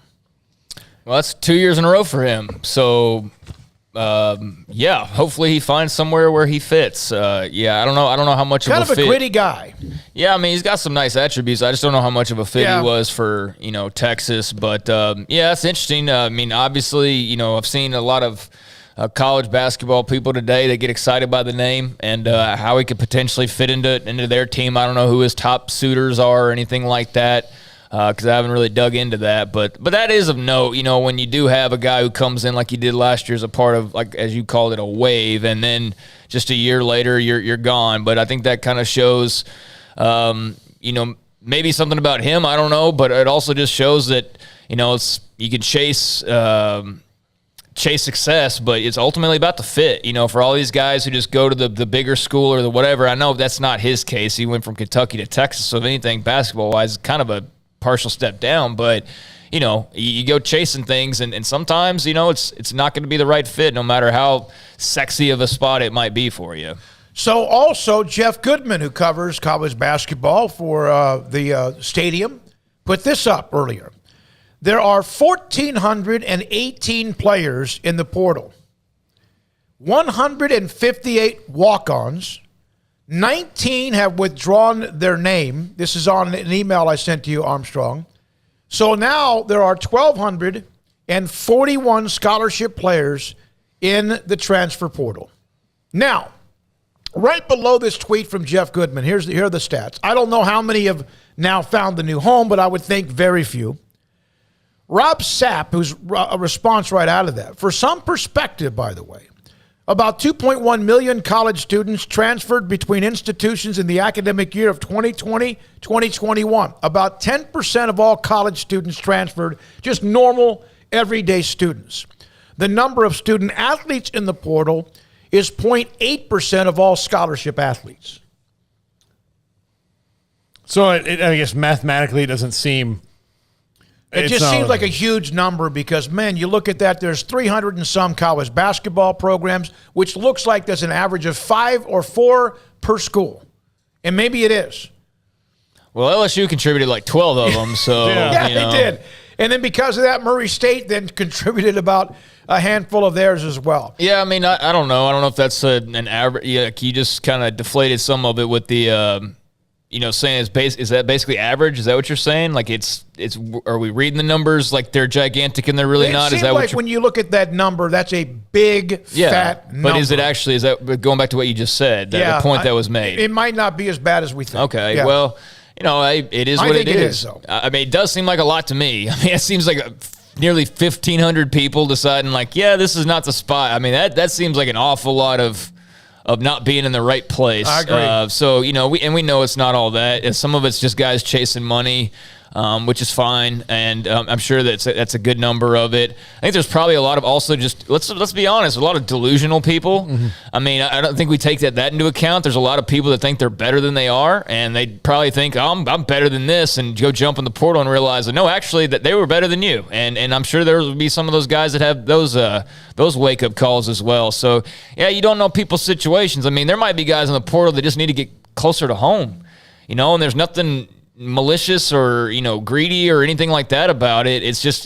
simply like, hey, this really wasn't a good fit and I want to go somewhere else. And then there's others where, hey, it was a great fit, Tyrese Hunter, but, there's more money to be made elsewhere, or there's somebody that can boost your NBA stock that much more elsewhere. So, you can't lump everybody in. And I think that is unfortunate for the transfers who are just doing it like kind of the old school way of just really are truly just trying to find a spot that works for all involved, and then they kind of get lumped under the they're chasing money, or they think this or they think that. So unfortunate for them, but that's interesting to see the actual numbers. That is a little bit jarring seeing 1,000 plus people. I'd be curious to see the number of guys who are in the portal to transfer down because to a level so they can play in games. I'm sure a lot of them, yeah. I don't think a lot of it's like, look, it's great to be part of this big program, but I played 11 total minutes this year, and I want to play in some games, and that's what it's about. They know they're not going to be in the NBA, or they're not going to go play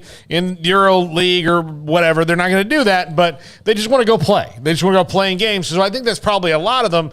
And then Craig, I'm sure there's a lot of that delusional, but going on. I think that some people never have that moment when you're playing youth sports where, you think you're pretty good because you're, you guys are winning, and then you see somebody who's like going somewhere, and then you're like, oh, wait, I'm different than him. Yeah. Here's an article by Noah. I'm not sure. It's at Noah IMG Likeness on Twitter. This is a story that is in the Fan Post. 17% of NCAA Division I college basketball players have entered the portal. 17%. That seems like it would be more than that, but if about 3 or 4 per team, and there's 13 on scholarship, that's close to 25%. There's another one. BYU's Gavin Baxter has entered the transfer portal for Benjamin Criddle. So, yeah, it just keeps going on. What class do you think enters the transfer portal the most? Freshman, sophomore, junior, senior?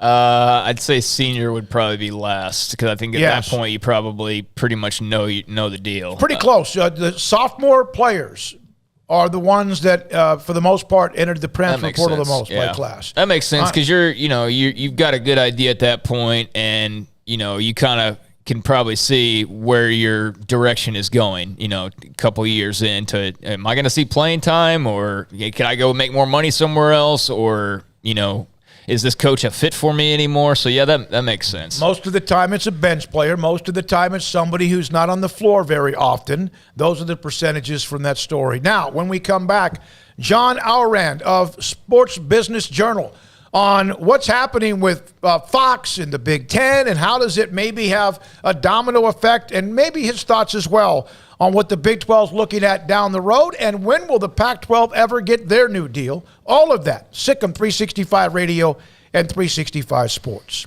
Earlier today, I was over at Don Humidor and Coffee Beans in the Townwood Shopping Center off Valley Mills in Waco and said hi to Cheyenne and Ashley were there today. Went by there to look at a couple of different things, and they were telling me that their new Vita Dreams, the CBD product that allows you and helps you to go to sleep earlier, quicker, and have at least the lack of stress. In fact, if there's something going on, it could be something with your health. It could be something financial. It could be something personal, something at your job.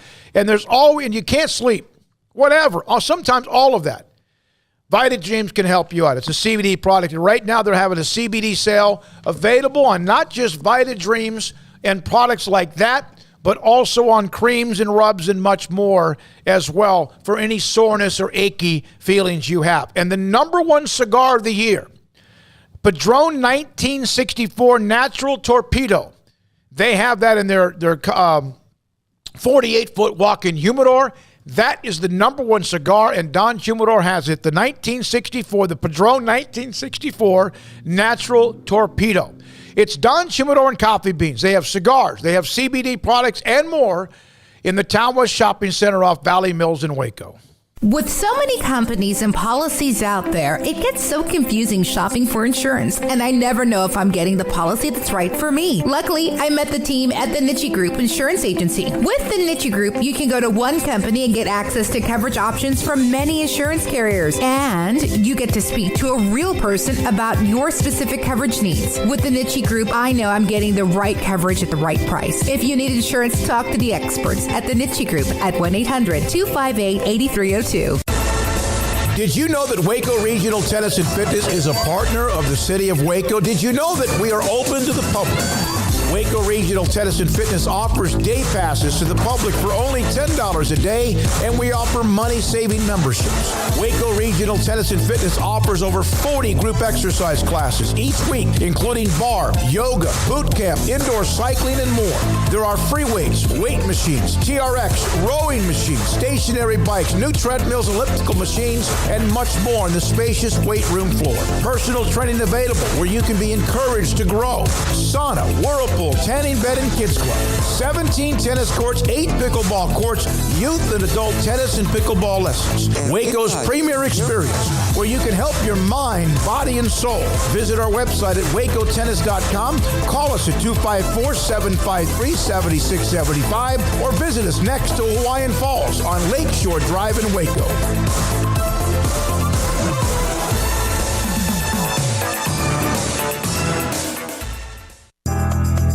Riverbend Liquor and Wine, Lakeshore Drive and North 19th Street, right behind the bank, is a hidden gem in Waco. If you're a fan of bourbon, especially local Texas bourbons, that's where you gotta go. Balcones, TX, Devil's River, whatever it is, they've got it. Riverbend Liquor and Wine, plus the best selection of craft beers in Waco, seasonally churned out throughout the year. Whether it's spring, summer, fall, or winter, Riverbend Liquor and Wine, best selection of craft beers, a speedy drive-through window, and excellent customer service. Find out more on Instagram or just go by and see them. Lakeshore Drive at North 19th Street behind the bank. How did Edward Jones become one of the biggest financial service companies in the world? By not acting that way. Financial strategies, one-on-one advice, it's a big difference. And that's why Brad Wilson, your Edward Jones financial advisor, makes sense of investing. Experience the difference for yourself. Brad Wilson, 250 Sharon Drive in Woodway, 254-776-4337. Edward Jones, member SIPC. Brad Boozer, Boozer's Jeweler, joins us on Sikkim 365 Radio. Boozer's Jewelers on the corner of Valley Mills and Lake Air Drive. It's a staple of the Waco economy. And you're about to approach this time of the year where you have the holidays, special gifts. It's not that you don't have that every single day. What are some of the things you have coming up? You know, we kind of call ourselves the wedding ring store. We do all of our own custom work in-house. I've got 2 expert jewelers on staff every day. We can make anything from scratch. We kind of pride ourselves. Probably 9 out of 10 every engagement ring we do is actually made custom to what the customer wants. People look at that, oh my God, I can't afford it. I can't afford something like that. You've shown me examples that you could fit pretty much any budget. It doesn't cost any more to custom make something. You still have gold, you still have diamonds, and you still have labor. Best thing about a custom piece is if you have any old jewelry or heirloom jewelry or something passed down from a grandma or somebody, we can take that jewelry and use it towards your wedding ring for the sentimental value, and then you've got the product, and then it's just a little bit of labor and a little bit of design on your part of what you actually want. You want to know why they're successful? Brad Boozer, the owner of Boozer's Jewelers on the corner of Valley Mills and Lake Air in Waco. Welcome back to Sikkim 365 Radio. Are you a Sikkim 365 super fan? Then try out our premium subscriptions at Sikkim365.com. It's one part of the business that I wish I probably would have gotten more involved with. And you talk about a career, sports business. And I'm not saying that wasn't the case 25 or 30 years ago, but with sports business, with television rights and contract negotiations, with networks and sports and all that, John Alrand's one of the best sports business journal. He'll join us here momentarily. But he wrote an article, this is yesterday, Sports Media. Fox Sports consults Big Ten in media rights negotiations. Now, we have discussed it. We know the Pac-12 has something coming up. We know the Big 12 just around the corner in 2 or 3 years in what they have to do. But the Big Ten and the SEC, those are the mother loads. And Fox Sports, Craig, consulting the Big Ten with their media rights, and we know the Big Ten's going to get a massive amount.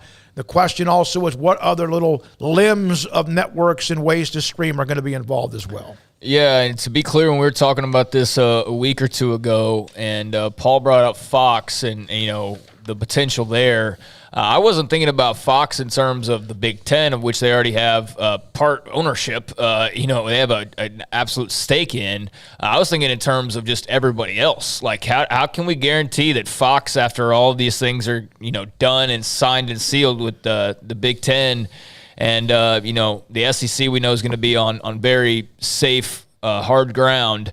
How much is left over? You know what I mean? Like, how much is left over for everybody else? And I know we print paper like there's no value to it in this country, but there is the whole, like, where is the value in spending gobs of money on Big 12 football or Pac-12 football or ACC football? That's not as much of a sure thing as, let's say, the Big 10 and the SEC. And so I'm just curious of, depending on how the Big 10 negotiations finish out, who all's involved. We already know Fox obviously is heavily involved. Now it's a question of, okay, who all else is involved? And that's where, there were reports over the weekend by John Alrand, among others, of, the deal's going to be, well over $1 billion or whatever. But, who is getting those other rights that Fox isn't taking up? Who else is adding games, and how many potentially? Because that's the thing, is like this other part of the package, based on the way I was reading it a couple of days ago, was, you got Fox in place, and they're going to have their number of games, which is still indeterminate. And then, okay, let's say, what's ESPN's involvement? Okay, does ESPN want to continue being involved with the Big Ten? I would think so, even though they have a large investment in the SEC. But do they get all the rest of that package, or does Turner Sports come in and they grab part of it? Does ESPN and Turner split? Does Amazon come in? Does Apple come in? Do all of them come in and then they split? And then how much money are you talking for the Big Ten, and over how many networks? Okay, that if they were all to do that, what else is left? There is a domino effect. The Big 12 is going to be on TV. The ACC is going to be on TV, so on and so forth. You're not risking not being broadcast, but, you are potentially playing with a little bit of fire, depending on how much is invested into the Big Ten and how many networks are involved with it. One of the ways this story starts, and Paul's trying to track him down, but a curious situation has been afoot during the Big Ten media rights negotiations this year. Two senior Fox Sports executives, Mark Silverman, who initially was a part of the negotiations with what was then the Big Ten Network, or what is, and Larry Jones, are taking active roles during the media rights negotiations with the Big Ten, which means they're in the same room, basically, listening to Amazon, Apple, CBS, ESPN, Turner, NBC, and others. Yeah, they're part of the negotiations for these other networks. It's really bizarre, but apparently that was the way it went down last time as well. I wasn't paying very close attention to Big Ten negotiations, and I'll be perfectly honest with you, I wouldn't be paying attention to them right now if there wasn't a massive effect on college football as a whole. There was a little bit of a steadier ground back when the Big Ten was last negotiating, as far as, like, let's say the Big 12, for example. So being a Big 12 country and knowing that they're about to lose their two biggest brands, and that's going to go bolster the SEC, they're going to make, again, gobs and gobs of money. But for the Big 12, what does adding BYU and Cincinnati and UCF and Houston do? Does it lower the money? Does it raise the money? How interested or not interested are networks with the change, with the trade of teams? That's what I'm curious about. So, if this was just simply, hey, the Big Ten's Big Ten's in negotiations for their new TV deal, I don't think most of us would probably care at all. Because, right, we're just going to watch wherever it is. We don't care how much money the Big Ten's making or how it's being done.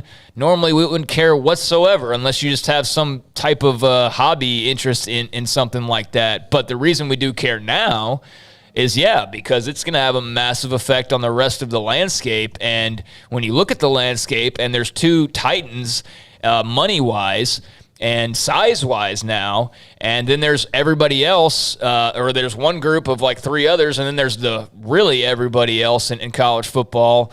It is going to have a domino effect of sorts. So that's why it's intriguing. And just how much of a gap will there be? Because, there's projections that there's as much as twice as much money going to the Big Ten and the SEC as there is to anybody else here in the next 5 to 10 years. I mean, what does that look like if teams are averaging $90 million in SEC money, and Big 12 teams, ACC teams, Pac-12 teams are averaging like 45? I mean, can that stay on a level where it's all still competitive, or is that going to be such a tipping point, and then you add NIL into it, and then you have all that extra money that they're, that's in their hands? I mean, how wacky does this get? So, the Big Ten's going to score huge. Already have with Fox and will with just an indeterminate amount of other networks. Could be a couple more. Could be 5 of them trying to get in on the action. It sounds like everybody's trying to get a piece right now, so it's very interesting. Well, Paul, nothing there. That's unfortunate because we couldn't wait to get to this segment. I'm going to wait a couple of minutes and call him because we still have a little bit of time in the segment. We set it up that way. So okay, here's a text that I get from Stephen Shook, who's a listener and viewer of the show. Maybe Fox is selling off other entities to make an outrageous dollar offer to the Big Ten. Turner Sports is also mentioned, as I indicated several months ago. Turner is going to end up with major conference media rights, TBS, TNT, TR, which is True TV. I hope the Big 12 is contacting them daily. Stephen goes on to say, Turner already has the NBA, Major League Baseball, NHL, NCAA tournament with CBS. So and those, even from day one, when all this went down, when the Big 12 eventually expanded after the Texas and Oklahoma story, Amazon, Apple, aren't those two things we talked about? And Mac Rose has talked about this. Other ADs have talked about this. Bob Bowlesby has talked about this. What is there?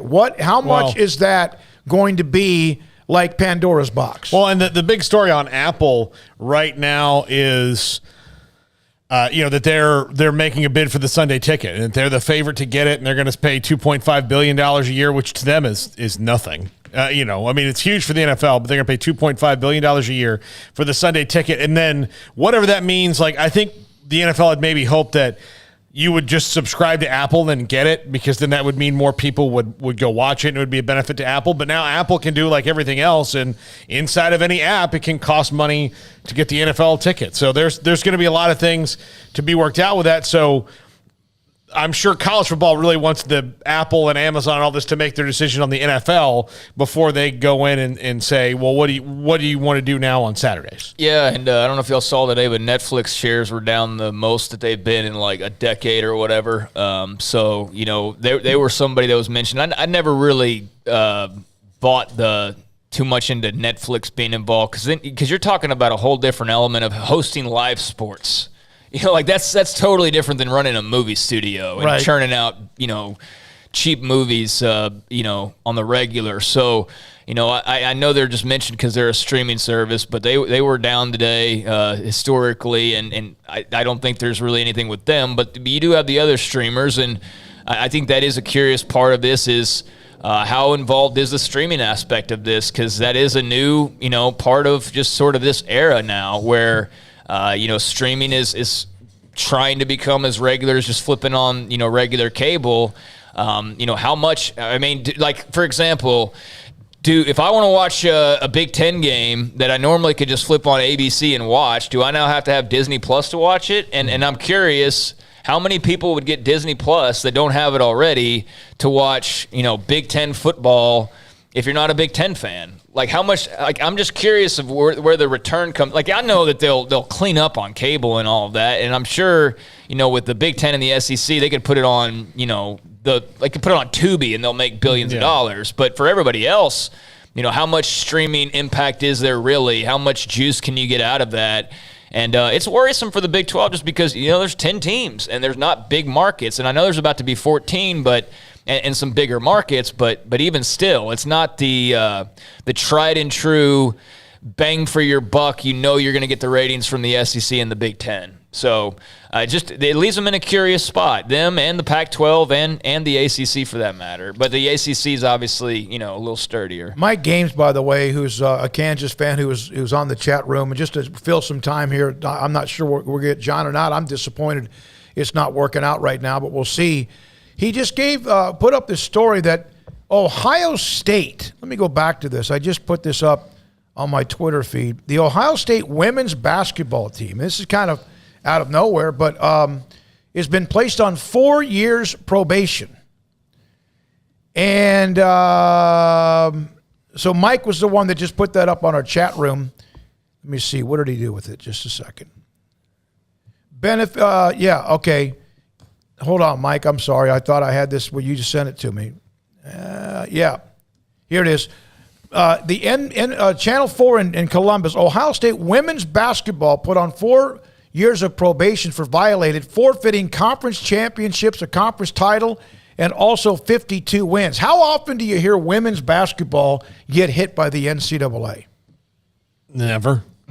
Yeah, that's the first time I can remember. I'm sure it's probably not the first time ever, but... I don't recall it very often. I really, really don't. So I just wanted to throw that in there because it's a little bit of news. And obviously with the focus of Baylor women's basketball as well in what we've covered over the years. I think we're going to have John here in a second. Yeah, I mean, that's interesting. Don't see that very often with women's basketball, like we said. So, I have to read up on that. John Alran joins us. Sports Business Journal has a podcast now as well and does great work, as we were mentioning earlier today in this hour. John, thank you for the time. Craig Smoak, Paul Catalina. I'm David Smoak. So the Big Ten, the media rights are out there, and this is unique because there are different people from different networks in the same room listening to various things they're saying. Is that correct? Yeah. The Big Ten network owns all of those rights, and Fox Sports owns most of the Big Ten network. So the Big Ten gave up all the rights to the Big Ten network, and as a result, Fox actually has a deal done. So Fox is going to keep the Big Ten rights, and they are in the room as ESPN and NBC and CBS and Turner and Apple and Amazon all go. I mean, imagine, if you will, if you're a senior ESPN executive, you go into a room to talk about the vision of how you're going to conquer the world, and you're giving it to one of your biggest rivals and a top Fox Sports executive there. It's something that nobody has ever seen before. It's really, really a unique situation. But the bottom line is the Big Ten is sitting really pretty, and they're going to make a boatload from these rights. So what's the domino effect for the Big 12? And, of course, the Pac-12 has their TV deal up much more soon than everybody else does. So what's the domino effect for all this when the Big Ten wraps it up with whoever it is their partner with Fox? Well, the domino effect, it depends on how many packages the Big Ten ends up coming up with. Because you have all of these TV networks, all these media networks that are trying to get it. And whoever doesn't get the Big Ten is going to be disappointed. They're going to have a hole in their schedule that's going to be based on, trying to get big-time college football. And the likelihood is that the ones that are spurned are going to double down and try to get Pac-12 rights. And it's a little early to look to the Big 12. We don't know what it's going to be like without Texas and Oklahoma in there and what those rights are going to look like. But the Big 12, they should be okay as well, because there are so many people just based on this one auction that are interested in college sports. Is this just reflective, John, of how much live sports is in demand in terms of programming, whether you're streaming or just a regular network? Yeah, you got it. It's right now, all of the broadcast networks is all about live sports and news, and that's why you're seeing so many awards shows on broadcast networks, so many sports, and there is a bubble so not everybody is going to be okay with this, but if the smaller to middle-sized leagues and conferences are really going to be hurt by this, because unless you bring in viewers and unless you can convince cable operators that you have the fan base to support it, the television networks aren't going to pay for it. But the NBA, the NFL, Major League Baseball, big time college, they're all sitting pretty. I mean, the networks are falling over themselves to get those rights. So as you said, a Fox deal is done with the Big Ten. That's going to be just a ridiculous number. And then there's all the rest of this that's being negotiated right now with Fox, being part of those negotiations, which, as you said, is interesting. How many of these networks could take a piece of that Big Ten pie? Is it simply a matter of, hey, one big offer, or could there be, 4 different channels that you can get the rest of this Big Ten action on? Yeah, it's not going to be 4, but it's likely going to be probably 2 more. Right now, it's split pretty evenly between ESPN and Fox. CBS really wants a package because they're going to lose the SEC. They have the SEC on Saturday afternoons in the 3:30 Eastern window, and that's going over to ESPN. So they need something to get with that. NBC, they have the Notre Dame schedule. They would love to get a Big Ten game to pair with Notre Dame and have a doubleheader, sort of from the middle of the country to go in there.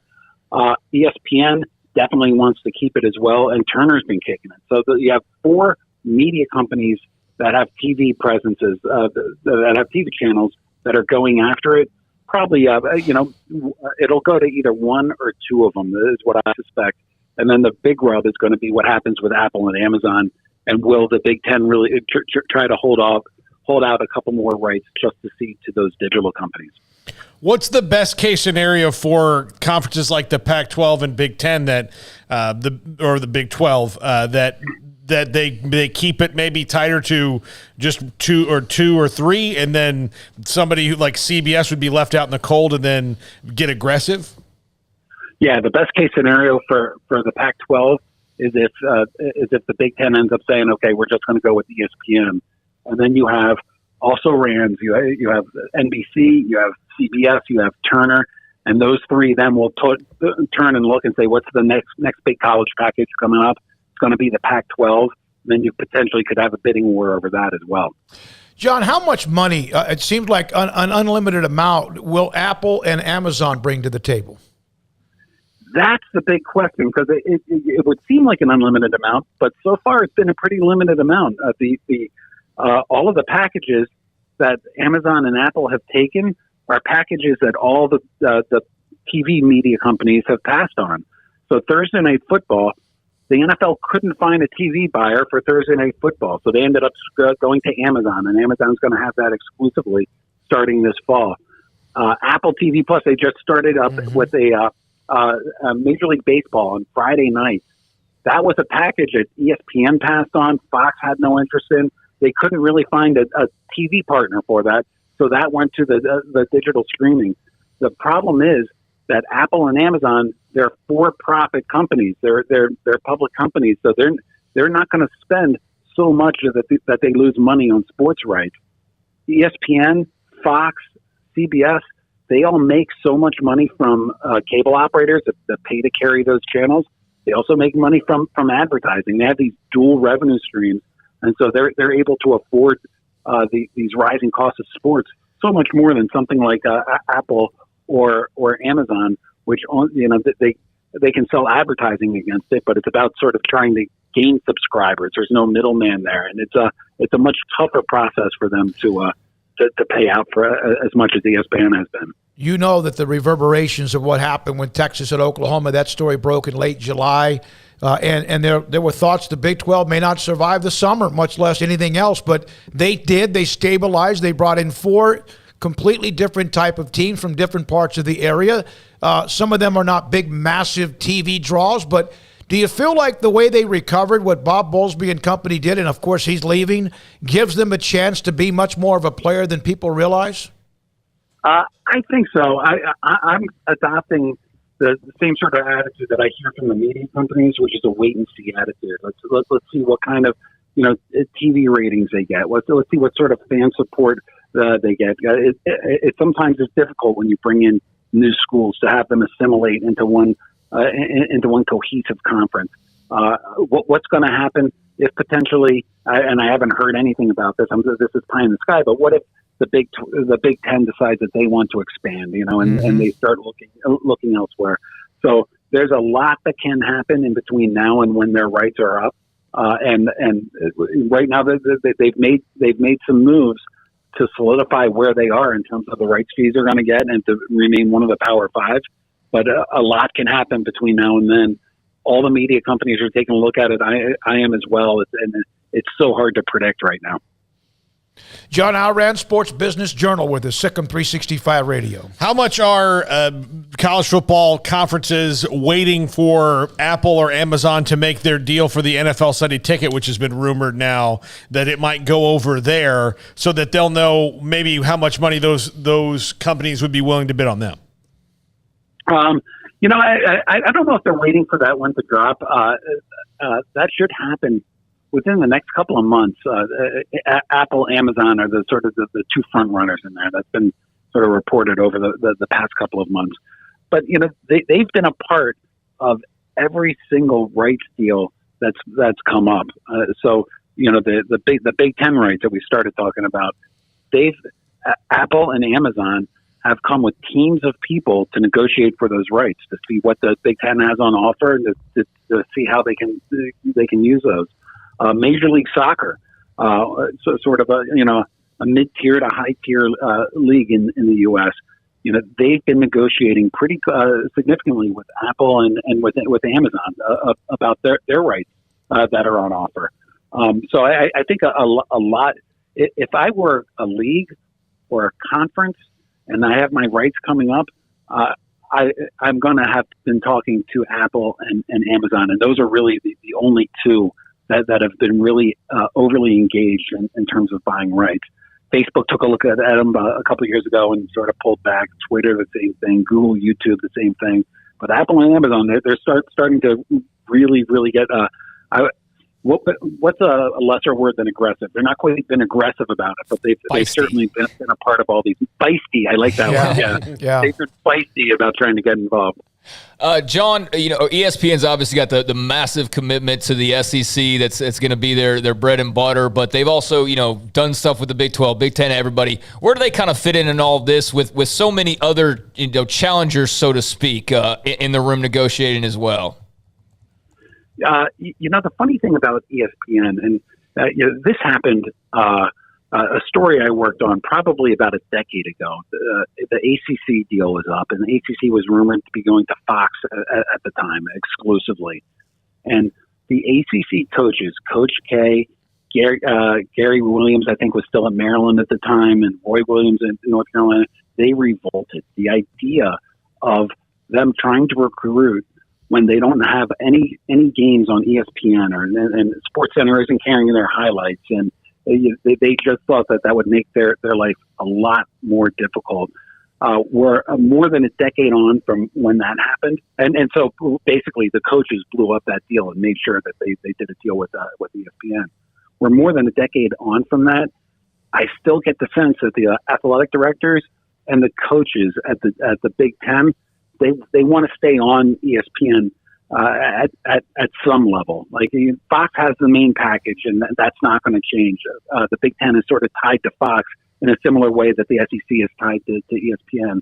But the coaches, they really want to make sure that they have a presence for their teams and for the conference on ESPN. John, I don't know if this makes sense or not, but Bob Bowlesby sent a cease and desist to ESPN when there was rumors that they were teaming up even with Mike Aresco and the American Football Conference when they were at their most fragile point.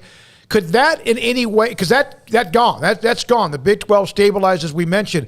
Could that in any way affect ESPN and the Big 12 when, in fact, the new deal is negotiated? The one thing I always tell people, I cover the business of sports, and I'm a business journalist. I've covered the business of media and the business of cable. The one thing that's unique about the sports business and the media business is that it's so relationship driven. Relationships really matter among these multi-billion-dollar corporations as they do the deals, and that's because the ESPN isn't just going to, or Fox isn't just going to do a one-off deal with the Big Ten. They're literally partners moving forward, and they're working together to craft schedules and to create productions. And if Bowlesby had still been there, I don't know, but I question whether or not he would have poisoned the well in terms of that relationship, and whether ESPN would just kind of say, like, no, we don't want to do it. At some point, you have to do business, but people are always surprised when I tell them, and I've been surprised to learn this too, at just how important relationships are, and that's a relationship that really blew up. John, you mentioned a buzzword in college athletics these days when you mentioned expansion a few minutes ago. My question is, obviously you can't predict what all is going to happen, but how much do you think some bigger brands who maybe aren't locked in, kind of like Texas and Oklahoma, but, the Pac-12's got a deal coming up, but if you're USC, are you kind of eyeing what's going on in the Big Ten, or you're some of these other schools like that? Do you think that could have a ripple effect if the money is so vastly different? Or if, the Big Ten, for example, feels like, hey, we could go snatch a couple brands and we can, double this bad boy up. Yeah, it's so funny. I hesitate answering this because I don't know anything about it. But I will tell you that, typically when there's been expansion and when you've seen schools leave, it's rarely a one-off. It's usually part of a trend. And so will Texas and Oklahoma be part of a trend? We'll see. I mean, I think that once this Big Ten deal comes down, you're going to have the SEC, you're going to have the Big Ten. The ACC is going to be a little bit further down, and you're going to kind of have everybody else. And so if you are a college in one of those other conferences, it's going to be harder to you'll be looking. But at the same point, what would the Big Ten gain by expansion? Like they already have the big deal. It's already locked in. So it's not like back when they needed Maryland and Rutgers and they wanted to get into those TV markets for their network. Like it's already fully distributed. So I can see both sides. I haven't heard anything, but it's something that, like you said, it's a buzzword, and everybody's keeping their eyes open for something to happen. John, one question about the Pac-12. Their network doesn't seem to be. There's something missing there, and obviously Kliakoff is trying to change some things, and they have their own deal that they have to start working on as well. Is that network valuable? Is that something that they have to find something for it, or is that a concern for that conference? That's the nicest way I've heard somebody describe the Pac-12 network. I'm the nice guy. You're good at that. Yeah. Apparently so. That's good. That's certainly going to be something that comes up in the negotiations going forward, and what happens not only with the network, but the network holds a lot of rights as well. And if you take a look at ESPN Plus, they have all the rights to. I know it's not the Power Five, but they have all the rights to the Ivy League, and that's something that's valuable to ESPN. Like if you want to see, a lacrosse game that Harvard playing, Dartmouth, like you can see that on ESPN Plus. So those types of rights that are on the Pac-12 networks are considered valuable to ESPN. They'll bring in more subscribers. So I'm not ready to predict what's going to happen with the Pac-12. It hasn't been a success, certainly since it launched. And I know that a lot of media companies like ESPN are eyeing those rights. And if the Pac-12 wants to make a big deal and a good deal, it's going to have to play with some of those rights. One thing you said, and we want to confirm this again, even when the Big 12 did change with all the Texas and Oklahoma stuff and expansion, live content, live programming, that's the big deal. They got to fill it somewhere. Networks have to fill that time, and college football can fill a lot of it. Is that correct? Listen, you can't binge watch college football.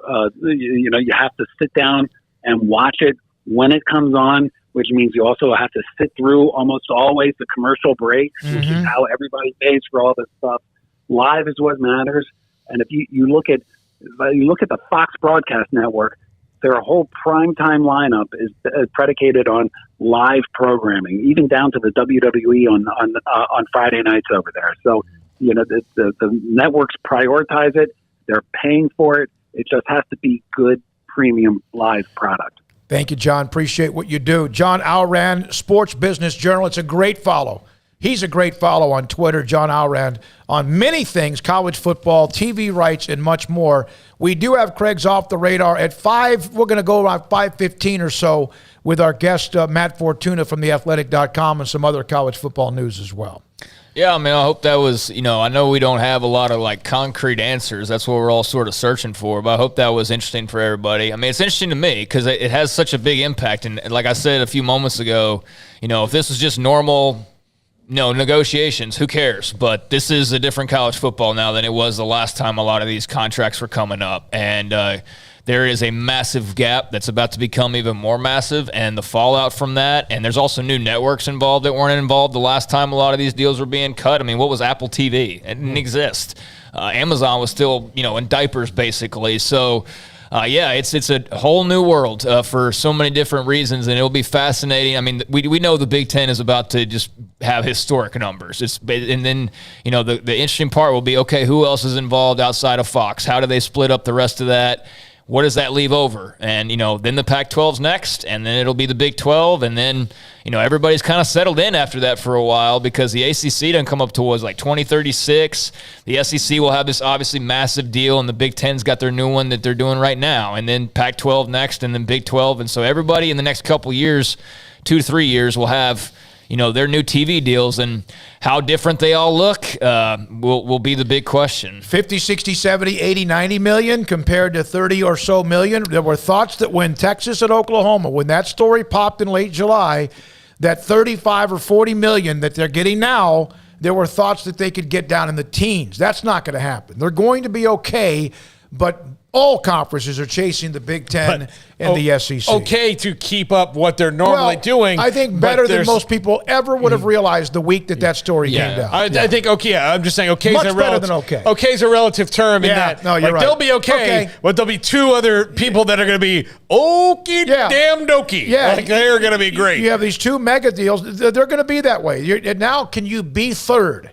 Can you be third or fourth? Can you somehow be high enough and profitable enough and get enough revenue to keep up with whatever is the mega college football going forward? The biggest thing for the Big 12, in my opinion, is it's not who they've added. It's they got to go win some damn national championships. I mean, that's what you got to go do. I think they've helped themselves in basketball. I think that's an attractive brand that, broadcasters would obviously love to be a part of. And, at one point in time, arguably the best football conference 20 years ago. But that has not been the case for a while. They've been on a long drought of 2005. 16 years without a national title after having OU and Texas win a couple within a 5-year span. So, the SEC, if they weren't winning national titles every year, wouldn't be the SEC. No, they'd be good. It's about winning like everything else. Ultimately, you win and people will watch. 97 Nebraska, 2000 Oklahoma, 2005 Texas, and that's it since 96. When we come back, we'll have Craig's Off the Radar. Matt Fortuna with some interesting notes about college football and a name that's kind of hot when it comes to Big 12 commissioner candidates. Doesn't mean he's been contacted, but he's got some good stuff on that. He'll join us as well. And this is Sikkim, 365 Radio, 365 Sports. Richard Carr, Buick GMC Cadillac. Richard Carr, I had a little bit of a accident. Wasn't my fault, but it did ding up the side of my car, the passenger side of my car, and I had to call up Richard Carr and Donnie for the second time in the last 4 months. Neither time, mind you, has been my fault. Just been kind of on an unlucky streak, but After the first experience, I knew that I was going to be well taken care of because Richard Carr, they are the people that you can count on, and I was taken care of. I already got my appointment set up for when they're going to fix my ride and get the dings and all that out of it, and I know it's going to be handled first class because that's what they do over at Richard Carr. But not only will they help fix your vehicle and do a lot of that customer service stuff that you're looking for out of a business, but they've got great deals as well, and that's ultimately why you're there. New cars and trucks are arriving weekly. You can go by the dealership or go online to see the current inventory over at Richard Carr, or you can go, in person, like I said, and see the GMCs, the Buicks, the Cadillacs that will be making their way to the dealership here over the next few weeks. Put your name on that inbound vehicle list before anyone else, and you can get your vehicle right away as soon as they arrive on the lot. And the month of March has now come and gone, but what it did mean last month was that Richard Carr has now been in business for 23 years in the automotive industry. Their motto, again, has been people you can count on, whether it's sales, their award-winning collision center and service center. Richard Carr is a dealer you can count on for a great deal and superior service for the life of your car. And if you're not looking to buy new from the GMCs, Buicks, or Cadillacs, they are loaded with premium pre-owned cars and trucks. All of them have gone through a 172-point inspection before hitting the lot. So whether buying new or used, trust the good local people you can count on for 20-plus years in the Central Texas area. Proud Wacoans, proud Baylor Bears. Log on to richardcarr.com today. Call now or go see them now off Highway 6 at the Imperial exit. Hey, this is Bryce Petty, former starting quarterback and two-time Big 12 champion, and I know firsthand the importance of being in top shape both on and off the field. So listen up, men. If you're feeling beat down day in and day out and looking for that high-performance edge that separates the men from the boys, then look no further than the Petty Clinic Low T in Waco. Petty Clinic is a comprehensive men's healthcare clinic with an atmosphere catering to men. Board-certified Dr. Kent Petty has a special interest in offering the highest quality medical care to men of all ages. Some of the services offered include screening and treatment for low testosterone or thyroid, infertility, high blood pressure, diabetes, high cholesterol, sleep apnea, while offering comprehensive wellness exams and complete men's health lab panels. High performance men, remember, it's not just a Petty thing. This is Bryce Petty, encouraging you to reach out and Google search Petty Clinic Low T or go to pettycliniclowt.com and get your complimentary lab screening today. Camille Johnson Realtors guide you seamlessly through the process of buying your dream home or selling your current one. Commercial, farm and ranch, or residential, Camille Johnson Realtors can smoothly and successfully lead you through any transaction. With a team of 28 experienced agents who are excited about serving you, Camille Johnson Realtors services the entire greater Waco area. If you're in the market to buy or sell, contact Camille Johnson Realtors, 104 Midway Center in Woodway, or find them online at www.camillejohnson.com. Camille Johnson Realtors, elegant, charming, warm. Welcome home.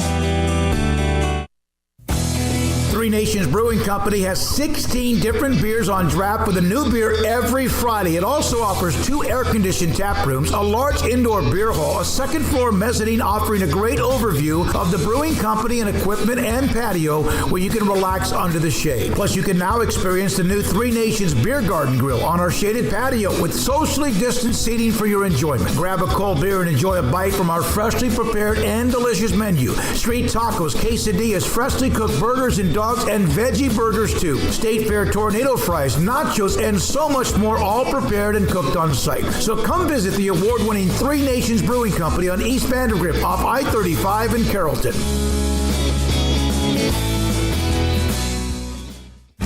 Shorty's Pizza Shack at 12th and Bagby is a homegrown, family-owned and operated must-visit pizza place in Waco. Fantastic pizza by the slice or get the whole pie to share. Great happy hour specials every single day, and it's not just pizza. Great wings. You have to try the Sikkim sauce, chili cheese fries, pizza pillows, and more. Dine in for a great hangout or carry-out. Order online at shortyspizzashack.com or do yourself a favor and bring your crew to the restaurant at 12th and Bagby. Shorty's Pizza Shack. Tell them Paul sent you by.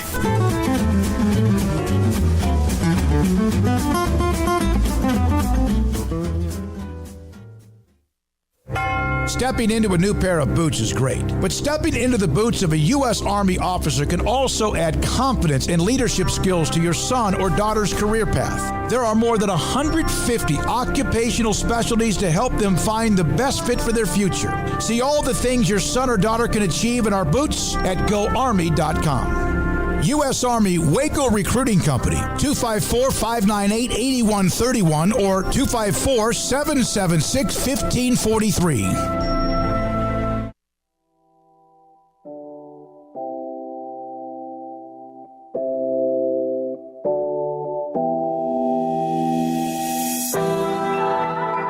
Welcome back to Sikkim 365 Radio. It's time for Craig Smoak's Off the Radar. Brought to you by Pickup Outfitters. Since 1997, we've been outfitting trucks, SUVs, and vans at 220 Lake Air Drive or createacommotion.com. All right, welcome into Off the Radar. Just got a handful of stories because I know we got Matt Fortuna coming up. But I did see a comment on the chat just a second ago, and I don't know if it's just part of the conversation. I don't want to jump in a conversation and be totally wrong, but I saw somebody mention that it's not about winning, it's about market sizes when it comes to these TV deals. And I would agree with that, but I also think it's about the number of people watching. Do you watch losing teams more or do you watch winning teams more? Winning teams. Yeah, so my point being that if Oklahoma were to go on a national championship run, or even more importantly, an Oklahoma State or a Baylor, how would that not help the Big 12? It would help absolutely. It would be immensely helpful to them. So, yeah, Stillwater's not going to grow. Waco's not going to grow. But if Baylor were to go win a football national title, that changes everything about the way the Big 12 looks. So that was my point. It's changed the way that enrollment has gone from the basketball perspective, so it will grow. It's just not going to grow. Like it's not going to make an impact like the Chicago Bulls winning in a market like that. But it's always going to be winning is good.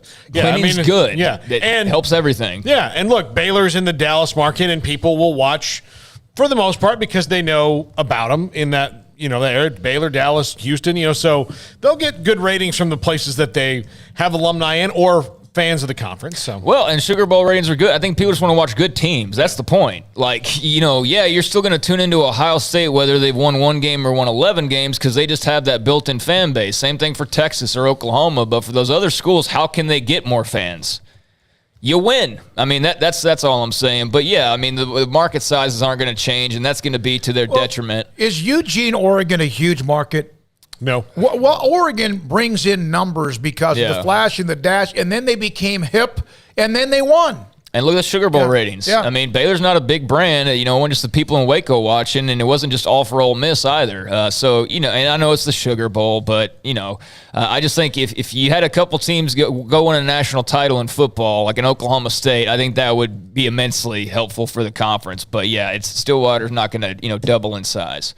All right, so here are some off-the-radar stories, just things that, we might not always get to, and this was from, I guess a day or two ago, but how do y'all feel about the 6th edition of The Match that will be coming up on June 1st on TNT, a primetime showing? It will be Tom Brady and Aaron Rodgers and Josh Allen and Patrick Mahomes taking part. Yeah, it'll be the young homies, Allen and Mahomes, against the old heads, I guess. Young homies versus old heads. That's how we could title it. But Brady and Rodgers and Allen and Mahomes. I've enjoyed some of the Twitter smack talk, especially between Brady and Allen. That's pretty funny. Tom Brady absolutely is a funny son of a bitch. I'm telling you right now, he is really, really fun, and he needles people pretty well. Well, yeah, I think, and people like to paint Tom Brady in a lot of different ways that I don't know are fair. I kind of feel like Tom Brady's the Jennifer Aniston of football, where like everybody wants to think Jennifer Aniston's a certain way, and then I don't really think that she's that. I think she just does what she does, and Tom Brady probably a little bit the same way. I'm looking forward to it. I wish there were golfers in it. I liked when the DeChambeau and Koepka thing was great, Mickelson Woods, but even still, that's fun. I mean, the ratings, I saw the ratings have declined each time, but I would. It was new and it was cool, and now it was also during the pandemic the first time. Well, and it's also Tiger Phil. Yeah, like that was the first match. That was the very first match was Tiger Woods versus Phil Mickelson. So that it's kind of hard to trump that, but they're going to attempt to do it again. As I said, on June 1st, it'll be Tom Brady and Aaron Rodgers taking on Josh Allen and Patrick Mahomes. Capital One's the match June 1st, like I said. But wireless mic, it's going to be cool. Yeah, they'll be mic'd up. Where do you think Phil Mickelson is right now? Could he be like at some far island, just chilling, just staying away as far as possible? Because the Masters guy said, Fred Ridley, that he was able to play, and that Mickelson sent him a text and said no.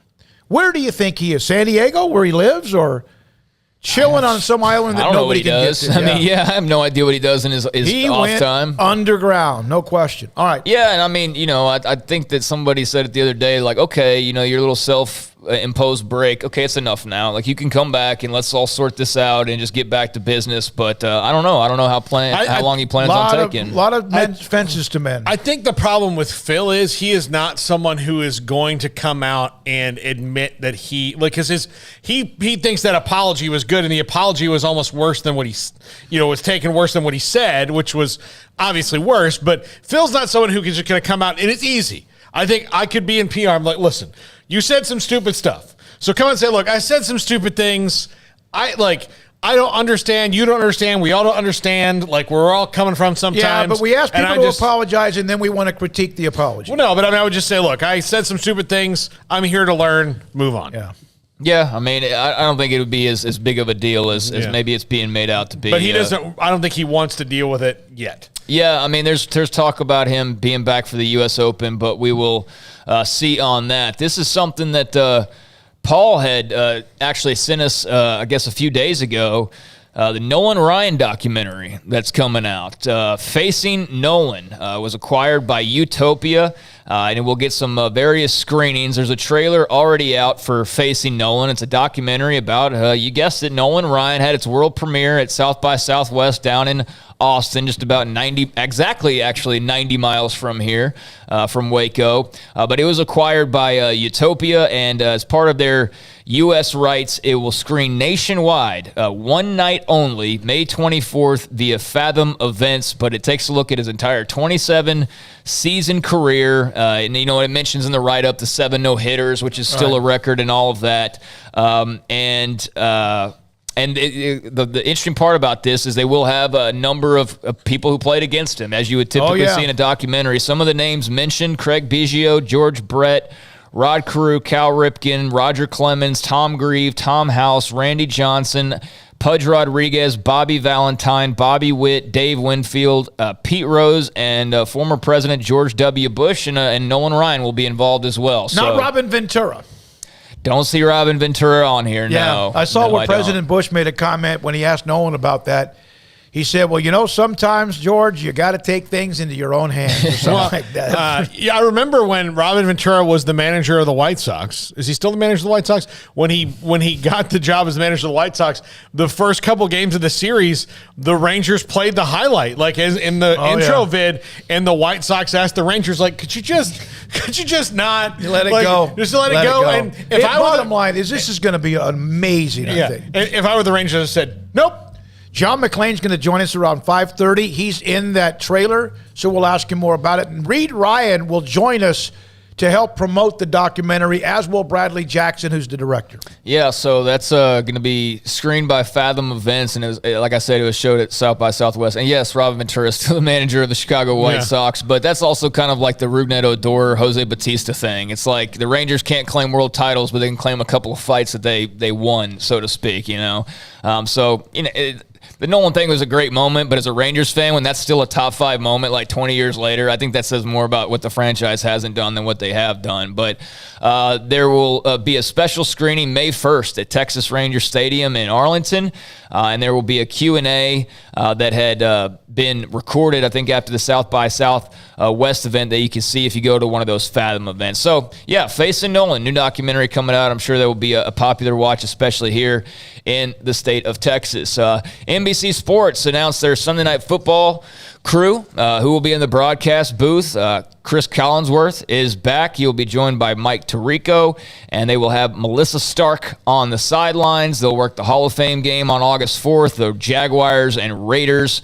And Tirico replaces Al Michaels as far as play-by-play. And Michaels, of course, going over to Amazon to go do their Thursday Night Football broadcast. Meanwhile, Melissa Stark will replace Michelle Tafoya, who departed after last year. Yeah, and she was very opinionated about things. There's a lot going on with her, yeah. One of the things about Tirico, the time that NBC hired him was the clock ticking on eventually him. He started doing games, and then it was just a matter of time that Michaels knew his time. The great Al Michaels, eventually his time had come. 80 years old. Yeah, and Collinsworth and Michaels, of course, together for a long time. Collinsworth, somebody you either like him or you don't. like a lot of other broadcasters, like maybe us or them. I'm in the camp of I like all of them except Collinsworth, but I don't think he's necessarily bad. He doesn't really excite me. Like sometimes I think he's kind of too in the weeds. But it's kind of the same way I feel about Herb Street, is that Herb Street's good. Herb Street does really good broadcasts, but sometimes I think he's too in the weeds of the product. Yeah, no, a little bit too much connected to what he is promoting. Yeah. Yeah. So, although Tony La Russa is the manager of the White Sox. Is he? Okay, I've got that totally wrong then. My bad. He's 113 years old, but he's a manager. Thought he was. All right. Shows how much I'm paying attention. USFL ratings, reboot this past weekend. First game on crowd shot. I mean, there's legitimately like nobody there in the stands. I mean, close to nobody. And not just, it's a bad crowd and it's half full. I mean, nobody's there. So. And that's a football town now, Birmingham. Yeah, but I mean, do they support the Birmingham team, or are they going to support everybody? I mean, you decided to play all your games there, and we'll see next weekend, because Easter Sunday, that was you can hang your hat on. Oh well, there was that, but what remains to be seen. I mean, I hope it works out for them, but there was a Saturday night 2.95 million viewers. They had that game broadcast on both NBC and Fox, and they basically split. It was about the same, 152 and 143. So. Close to 3 million viewers, various, networks and platforms. I think they're celebrating that as a bit of a success, and even over 3 million viewers at one point. But, remains to be seen. Like I saw somebody point out earlier, it's not about the first weekend. It's about weekends 3, 4, 5, 6. And I've seen a few people make that type of a comment. And that was the true with the XFL, AAF, and everything else we've seen. So, they got big backing. They got big networks, but the product does need some work, and I don't blame them, because these are also guys who just got together like a month ago for training camp, whereas when you watch the NFL or college football, these guys are together every day all year round practically. Yeah, and I don't know if you heard, but the XFL is already like kind of going to agents and saying, hey, we're going to pay more, we're going to do this, because I wondered why the XFL would wait another year knowing that they're going to be competing for talent, but basically they were kind of waiting to see the USFL's moves, and they're going to... pretty smart to react to it. I'll tell you one of the problems I have with the USFL. They have coaches, Larry Fedora in New Orleans, former Baylor offensive coordinator, didn't work well, but he's coached there before, had a good college career. I have reached out to their media relations person a half a dozen times. Calls, text, and email. Never heard back from him. Here we are trying to give them some publicity. Now, whether our 17,000 subscribers or whatever we do online and app makes a difference, I doubt it. I don't know. It should. And no one responded. If you are a fledgling league, you should be sucking up to every possible segment to get attention you can get. Yeah, you'd think so, but, that's... Not that it will help the millions or lack of millions. That's their decision. Just a couple more notes. Over the weekend, Oklahoma softball remains the number one team in the country, but worth noting, they did finally lose a game. They lost to Texas. I saw that, yeah. In Game 3 of their weekend series. That was UT's first win over Oklahoma softball since 2014. So there was a 23-game losing streak, and I mean they're still like the bee's knees in terms of obviously the top softball programs in the country. But Oklahoma was on quite the run, 38-0, and they finally drop a softball game. So I wonder if Patty Gasso made them run extra gassers or something like that. But just of note that they did finally lose a game, so I'm sure Texas enjoyed that into that historic unbeaten streak. Elsewhere, I had a couple more notes. And some I might have to say back. Want to make you feel old real quick. Scottie Pippen Jr. is headed off to the NBA draft. After a short time at Vanderbilt, he announced yesterday that he will not be returning to the Commodores and instead will be declaring for the NBA draft. And he thanked, everybody, Nashville and the coaches and all that. But Scottie Pippen Jr. now headed to the NBA. So, Paul, how old do you feel on your birthday? You are feeling old at 42. Here, look, I can do the reading glasses like full up right here. You're taking too long to put those on. Yeah, but when you tell me that Scottie Pippen has a kid going to the NBA, I have to put them down here. Here's what happens. Here's even wilder. LeBron has a kid that's almost in the NBA. When you have those on and then you go to look for them to put them on, that's when you know you're dead. Yeah, I'm dreading it. I'm dreading it. Well, all right. I think I pretty much covered everything. I know we got some guests coming up, so there's a few things off the radar. I saw that. We want to get to that Mahler story about the player who was cut back and forth. Some people reached out. They felt sorry for him. He's asking about, hey, what other rules did I break? We'll get into that. That's another story for maybe tomorrow. We could even do that Thursday as well. Look, if I give you chicken salad, you eat chicken salad. Yeah, I know. Brandon Katz, when Michelle Tafoya took a shot at criticized Colin Kaepernick, she was done. You know what? She said it. She backed herself up. She said goodbye. And now she does a podcast. But, yeah, that probably didn't help. Well, it wasn't just that. She's also founded a PR company that's going to pay her a bunch of money. Yeah. And she's going to help, I guess, go work with some of these people who are bad at that. Yeah, and I just think that, it was probably – I don't know. I don't know all her history. I just know that there have been a couple moments here and there that have sparked up, I guess, over the last, year or two where she's had a comment that's, generated some backlash or whatever. So, maybe just feeling like, hey, it's time to do something new. So good luck to her, but there will be a new crew there. Happy birthday to Paul Catalina. He's 42. Lori Weingarten said happy birthday to you. Oh, thank you, Lori. You know her? No. Well, she's on the chat room. Lori, thank you for that. As Paul is 40-something years old. When we come back, Matt Fortuna wrote an article with theathletic.com about college football, including the Washington State president, whose name seems to be kind of hot and heavy when it comes to someone who could be a candidate as Big 12 commissioner. That's next. Sikkim 365 Radio and 365 Sports. Dr. Steve Childress is just really, really good at what he does. He's a dentist at Stonewood Dental and Robinson. He's great at what he does. He has helped me during a couple of different times in the last probably about a year when I had pain, once when he was closed on a Friday evening and I just could not take it much longer, and text him. He texted me back. He was at dinner, said, I'll meet you at the dealership. I'll meet you at the office around 8:30. He did. He helped at least relieve the pain. I went back early on a Monday morning, and he helped take care of my problem on my back right molar. Happened one time on a Friday morning, except on my top left. When you're my age, you start to have dental problems, especially since I didn't take care of it well enough, and it's starting to have things that happen. Met me Friday morning. He was in the middle of the crunch when you're trying to get out for the weekend, found a way to get me in. He scolded me a little bit because he said, hey, I would have met you last night at 10 o'clock like he did that one Friday. He's amazing. Customer service, amazing. But the bottom line is he's a great dentist. He has done root canals. He's fixed molars. He's helped me with pain. He's also given me advice. I'm going to have implants with he and Dr. Warren and crowns, which I need so I can get my confidence back with a smile. Dr. Steve Childress is fantastic in Stonewood Dental in Robinson, Texas.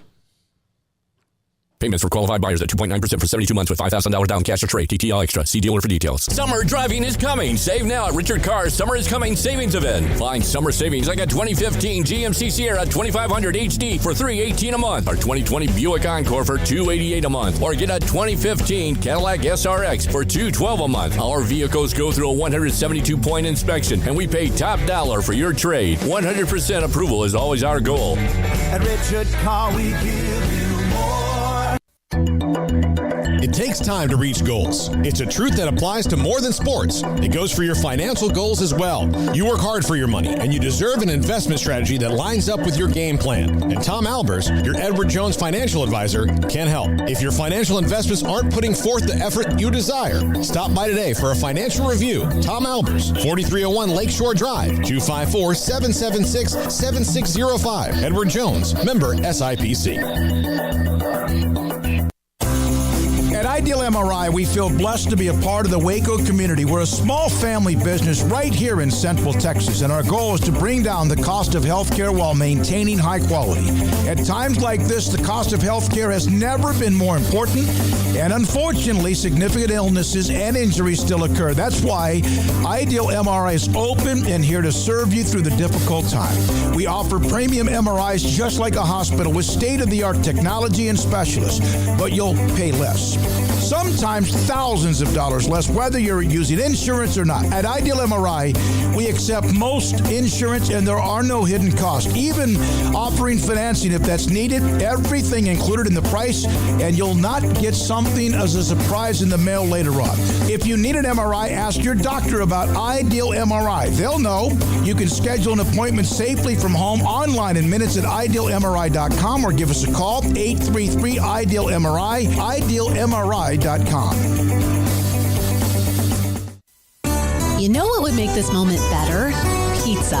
Dough made from scratch and an Italian family sauce recipe pizza. 3 fresh signature cheeses making a melty blanket of perfection pizza. Like loads of premium toppings like crispy Old World pepperoni, savory Italian sausage, and fresh sliced veggies pizza. That's Marco's Pizza. Visit marcos.com and make any moment better. And with 4 locations in Waco, Belmead, China Spring, Woodway, and soon to open in Robinson. Marco's. Pizza lovers get it.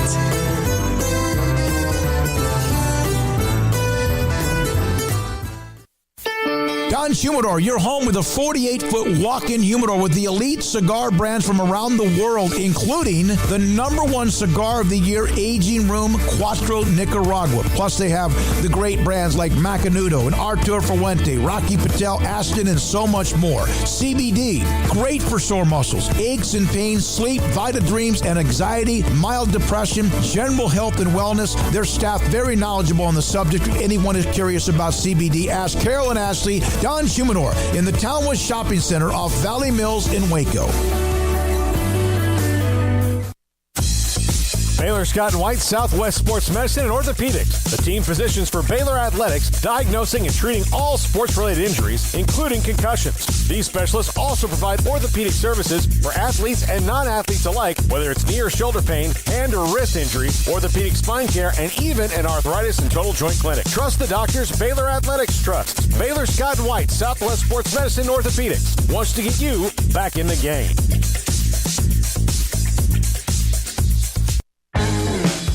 Welcome back to Sikkim 365 Radio.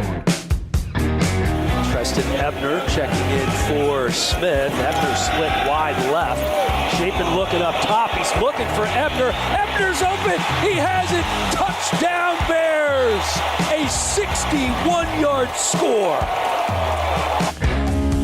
The 5 o'clock hour is sponsored by Edward Jones Investments with financial advisor Ben Erlinson, who'll navigate you through today's financial climate. Edward Jones, making sense of investing. Now here's David Smoak, Paul Catalina, and Craig Smoak. Matt Fortuna, theathletic.com, has cover 4, some really good information. In fact, maybe a name we've even seen the name of a possible candidate as Big 12 commissioner, as that eventually is, of course, something the Big 12 is working on. Matt Fortuna joins us, Sikkim 365 Radio. Matt, thank you very much. Appreciate you being patient with us as well. So when Bob Bowlesby decided he was going to move on, there were all sorts of names that were thrown out. And you, in fact, have mentioned one of them, the Washington State president, that has a tie to the Big 12 as well. How often did you hear his name, and is it one that people really like and enjoy or think is a good answer for the Big 12? Yeah, well, thanks for having me first. I appreciate the opportunity to come on your show and to speak with your listeners. Look, that was a name that, and I was familiar with Kirk Schulz as far as reputation-wise, just especially with the Pac-12 searching for a new commissioner last year, landing on George Kliavkoff and having Kirk Schulz essentially introduce him during the Zoom introductory press conference last summer. So he was a name that was at least somewhat familiar with people who covered college athletics, even though I don't know him personally. I've never worked with him or interviewed him or anything like that. But that was a name that both me, Nicole Auerbach, and Max Olson, who wrote our candidate story, we're hearing a lot. And we're hearing a lot from different parts of the country. And from different people at different levels of college administration and college football. And after we had put that candidates list out, that was a name that I heard even more as far as people who we had not spoken to, who read our story and reached out saying, man, like, Schultz would be great. Like, that's a guy who, if he wants it, he's the guy they got to go get. How many times have we heard throughout this ever-changing collegiate landscape, that the presidents are calling the shots and they don't really know what's going on under their nose on their own campuses as far as athletic departments. Kirk Schultz, by all accounts, is a complete opposite of that, right? When you look at some of the leadership positions he's been able to have, both within the Big 12 and within the Pac-12, being at Kansas State and Washington State, which are, no disrespect to those two fine programs, but by no means a USC or an Oklahoma as far as the kind of juice they hold within those conferences. This is a guy who has been very proactive. It has come across as a good leader to everyone inside and outside of college athletics. And the other part that was pretty impressive to a lot of people was he came out pretty strong when Texas Oklahoma decided to leave for the SEC last year, when they announced they were going to leave for the SEC last year. He criticized the predatory nature of the SEC. He didn't back down. He really kind of rolled his sleeves up and put his fist up, for lack of a better analogy, saying we're not going to back down. And, that got him some laughs on the Paul Feinbaum show and from people in other parts of the country. But that's what everyone in the Big 12, everyone in the Pac-12, and everywhere really not other than the SEC want to hear at that point. And a lot of people think between, his very athletic nature relative to his other peers who are presidents and his brilliant mind, he's got multiple engineering degrees. He is a university president, which obviously is very smart. That's the kind of guy, the kind of bold, forward-thinking leader that a conference undergoing the type of change that the Big 12 is right now really needs to steer toward the future. So if you had the kind of checklist, it would be someone who can kind of put their dukes up and tell Greg Sankey, like, that's good for you, but let's talk about this here. Someone who understands what all the athletic departments are doing and not just one team at their school because they go to the games when they're asked to, and someone who maybe understands the television landscape a little bit. Yeah, I mean, it's rare that these jobs turn over, and yet we're going to be on our fourth Power 5 opening really in the last 3 years or so since the Jim Delaney decided to retire in early 2019. And, it's been brought up to me, and I'm sure to you and others in this business throughout these processes. The Big Ten hired Kevin Warren. That was an out-of-left-field hire. I don't think too many people, myself included, who are in the day-to-day of college athletics had even heard that name before. The Big Ten is also the richest conference in the country, and probably could afford to take that risk, for lack of a better term. The ACC, meanwhile, hired Jim Phillips, the guy who many of us, myself included again, thought would eventually be the Big Ten commissioner. The ACC was not in a position to take a risk and to take a flyer on someone who is unfamiliar with the day-to-day of the college landscape. They needed a guy who has been in the trenches, who had negotiated TV deals, who had been part of realignment waves, as Jim Phillips was at Northwestern in the Big Ten, and who could help the ACC push forward from what's really a disadvantageous position financially relative to the other four power conferences. And when you look at some of the ACC struggles financially and some of the criticisms lobbed their way, and even them essentially becoming the public face for stopping progress toward an expanded college football playoff, that's Jim Phillips. And you know what? That's Jim Phillips acting on behalf of his ADs, his presidents, all of his ACC institutions, and in some ways standing up to Greg Sankey and to ESPN, saying essentially, like, this is all the leverage we got as the ACC right now. We don't have a lot financially. We don't have a lot on the field outside of Clemson right now from a football standpoint, but we're going to leverage our position as best we can, and eventually we're going to get a better deal out of all this. And I use all that as a preface to say the Big 12 in a similarly vulnerable position right now, right? Just lost a couple schools, going to be adding a couple more. You need someone probably with familiarity with the Big 12 footprint, which obviously Kirk Schultz does, having been president at Kansas State, and having been president at Kansas State when the Big 12 lost 4 schools and added 2 more, and someone who is familiar with how hiring and basically leading a conference at the highest level is. And he did that last year in helping the committee find George Gladkoff at the Pac-12. And the other part that we haven't mentioned yet, he did that with Bob Bowlesby. He was part of the 4-person search committee that ultimately hired the last Big 12 commissioner. So when you look at the boxes to check, and again, I don't know the guy. I have not spoken to him. I don't know what his interest or lack thereof may be. But everyone I've talked to at every level of college sports and administration the last couple of weeks has volunteered this guy as someone who would be a home run in every way imaginable. And it's hard to argue against that when you look at the resume and the history. Matt, there was one quote from an unnamed person, in regards to the open Big 12 commissioner job, an industry source, as you put it, I don't see a high-level AD wanting to attack what's about to happen to the Big 12 now. Would you say that was kind of consistently the opinion across the board, or was that more of an outlier of the opinions? Kind of what did you take from what people view the current landscape in the Big 12 as, especially this unknown moving forward? I'd say it's pretty down the middle, and that quote represented probably 50% of the people I spoke to as far as their general perception. I mean, once the news broke that Bob Bowlesby was stepping down and there was a hole to fill, as I'm sure you guys and everyone in this business are reaching out to contacts and just trying to understand the lay of the land and what's missing and what's going to happen next. And, before even getting to names, I think there was a healthy discussion, at least among the people I spoke to, of, well, let's see, like, what's the Big 12 want to be? Like, is it still is it the same conference that Bob Bowlesby took over back in 2012? Is it, is it the worst of the Power 5 conferences? Is it even going to be considered a quote unquote Power 5 in the next couple of years after all this turnover? So I think there's a big question out there of, what's going to happen to the Big 12 and what's that going to look like, especially as we move forward into eventually expanded college football playoff and eventually into all the other changes that are coming the way of college athletics right now. So at the end of the day, it's still a commissioner job. I mean, you get off campus, you get off the politics that you have to deal with day to day in an athletic department, the way most, every AD in the country is dealing with right now. But, I can see, look, not that I ever wish this upon anyone again, but like we saw what happened to Kevin Warren's reputation when he got thrown into the fire right before the pandemic happened. And PR-wise, that's still been very hard for him in the Big Ten to overcome, regardless of who was actually pulling the strings behind the curtain there, so to speak. So there's a lot of responsibility and a lot of hard work that comes with these jobs, but it's definitely a different kind of change of pace and a different kind of challenge from the day-to-day that comes with working on a college campus. Matt, we hear the name Schultz from Washington State, and you've given every reason why he would be a candidate they should talk to or will. Is there anybody else? We heard the name Oliver Luck, who may have done a little work with Bob when they were trying to survive the loss of Texas and Oklahoma story. I don't even know if that's something he's interested in. Is there anybody else you may have heard that might be a part of that list?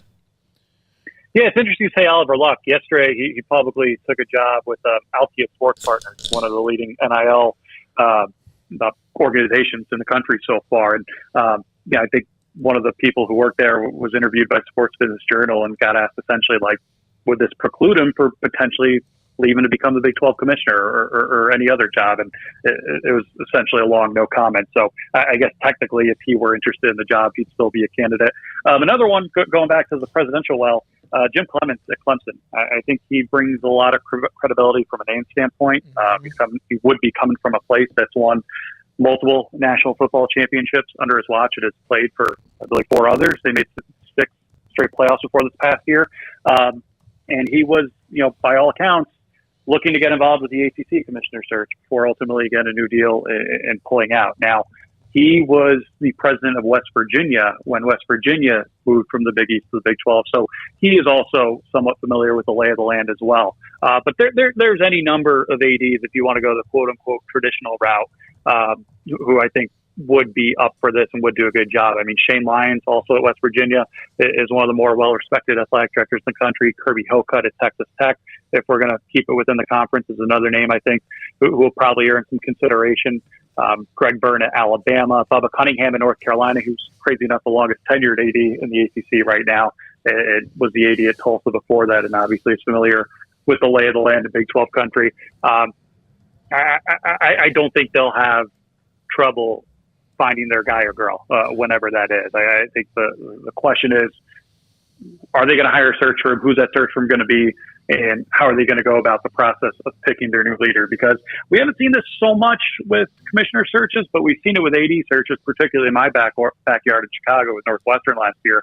When you get too many cooks in the kitchen, that really impedes progress. Yep. And there's a lot of disagreement, and it's hard to build a consensus, and you get leaks from different parties with different interests, and it just scares a lot of otherwise viable candidates away. One thing, Matt, is I know you're a Penn State guy and that they're looking for an AD. Mack Rhodes, Baylor's AD, just had a new extension that now puts that out to 10 years. His name actually, I think, came up about Penn State and the Big 12 commissioner. But it looks like we've had him on. We're fortunate to get him on every week. That locked that out. He's no longer a part of that search, but that was something I wanted to throw in there as well. Yeah, no, he was a name, but right, I believe it was the day before he had announced, or Baylor had announced that long-term extension for him. That was a name that was popular, at least among AD circles, about a guy who could get in the mix for Penn State's AD job. That's another one. I'll be curious to see the timing of that. They have a new president starting on May 9th. I would imagine she would want Neely Benaputi from Louisville. That is, I would imagine she would want an AD hire in there by then. But look, that's when we're talking AD jobs, it's hard to beat the Big Ten. Just with the money they're already making, the money they will be making, the history, the tradition, the dedication across the board to football. It's really not just football, all sports. They have 31 of them at Penn State, and outside of men's basketball, they're pretty darn good at most of them every single year. I think that's a very attractive job. And who knows, there could be some cross-pool candidates going for both that job and the Big 12 commissioner job. I'll be curious to see how it all unfolds over the next couple of weeks. Good stuff, Matt. Great stuff on the Cover 4 and also the way you're covering the college athletics and more. Thanks for your time. We hope to have you again.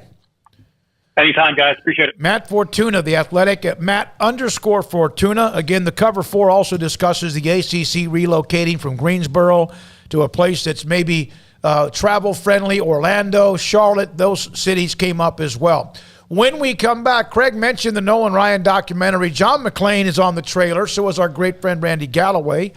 He'll join us in the next segment. We have John McClain coming up. Yes. Okay, I just wanted to mention Baylor Cupp, former Texas A&M tight end. It was a 5-star a couple years back. He had put his name in the transfer portal. He is committed to Texas Tech, so they have added former 5-star tight end Baylor Cupp. And the only thing about that is he's got to actually play.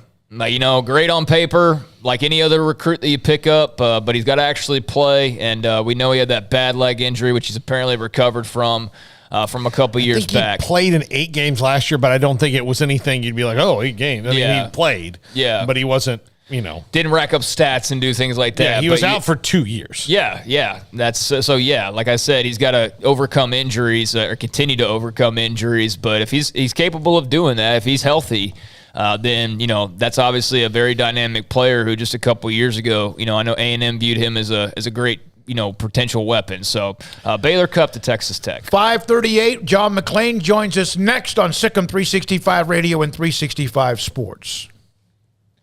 The city of Woodway, they have that mother-daughter brunch coming up in May.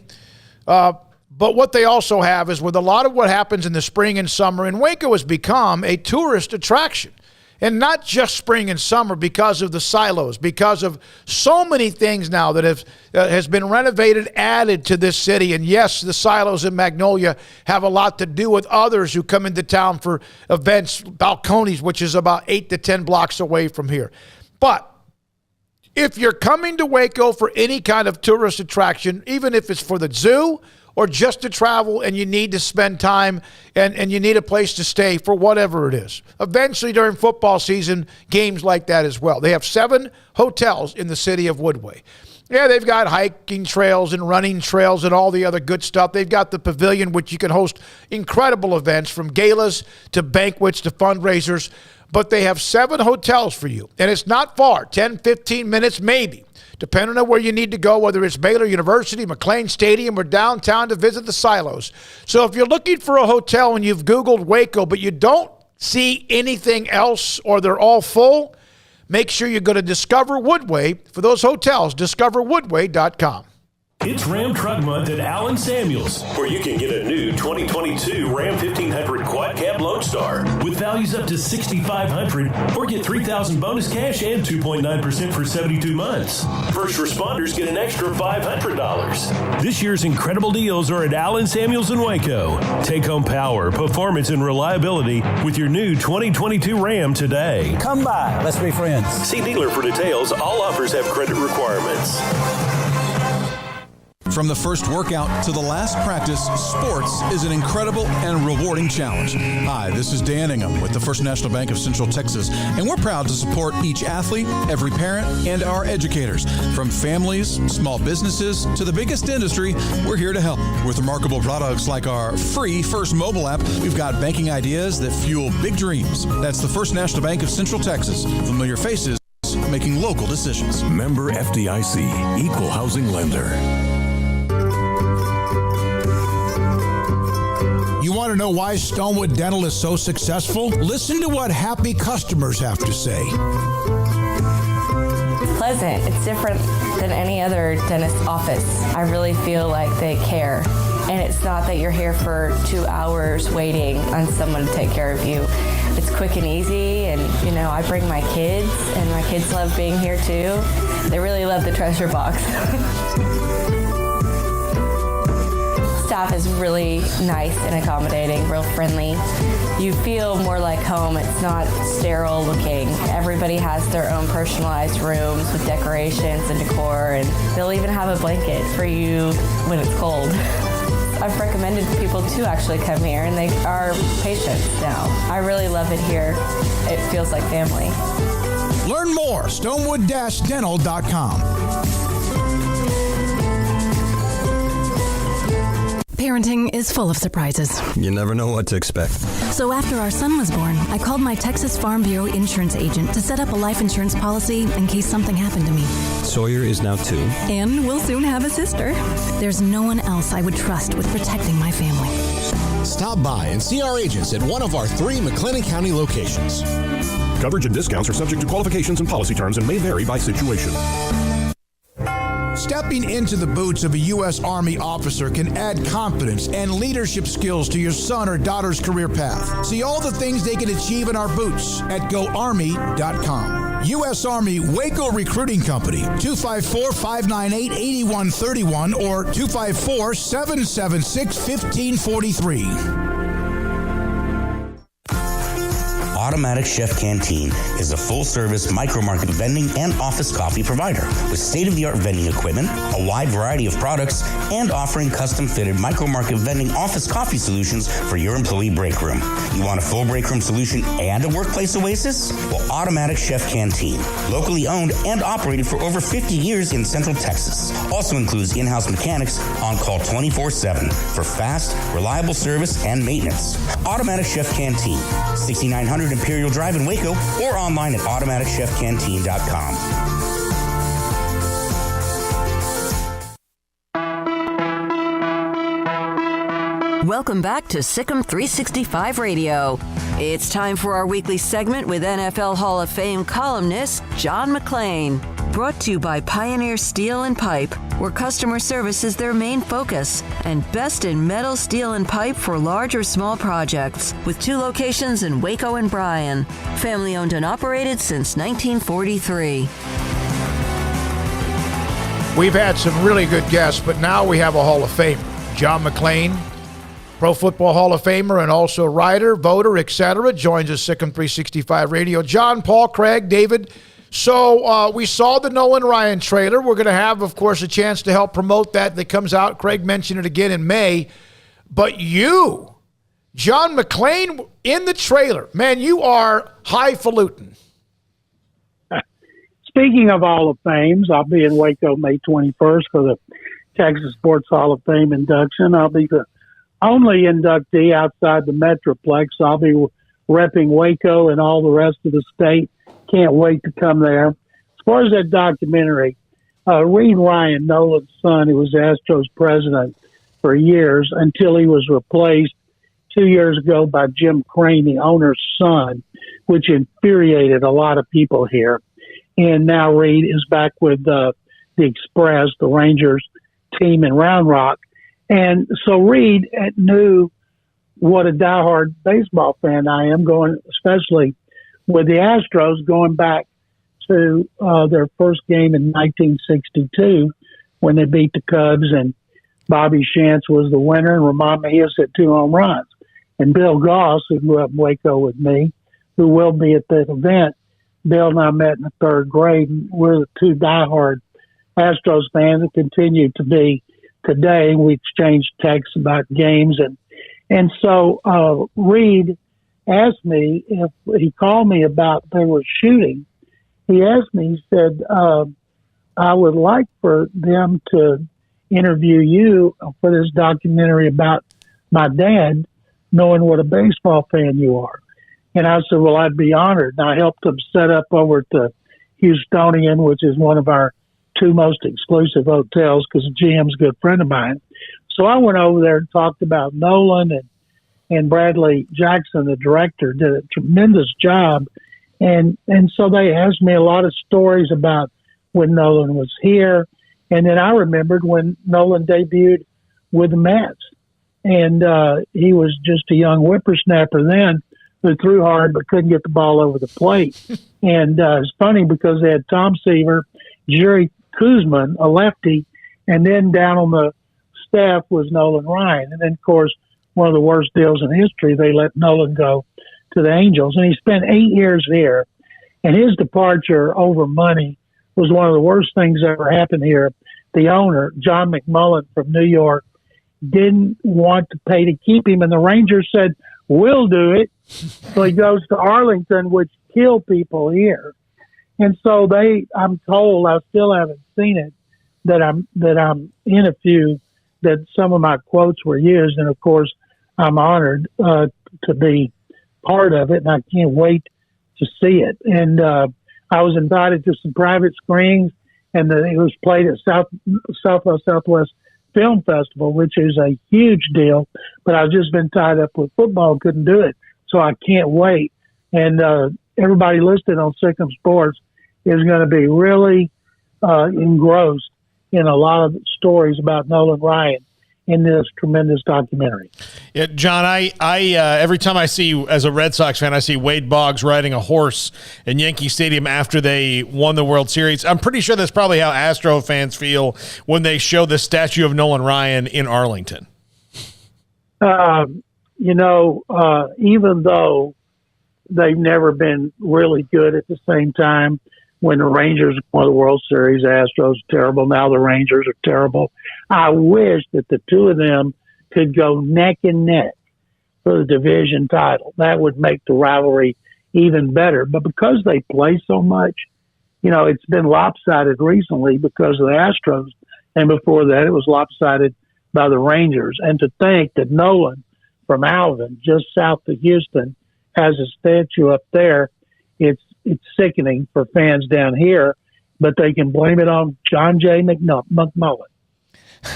John, I can't help but ask about the Ben McAdoo comments from today. They're getting a lot of play. He told reporters that Sam Darnold will be the starting quarterback and then had to correct himself and say, that wasn't something I should have said. I mean, how concerned should Carolina fans be about just the chemistry and things of that nature, just the direction the franchise is heading right now?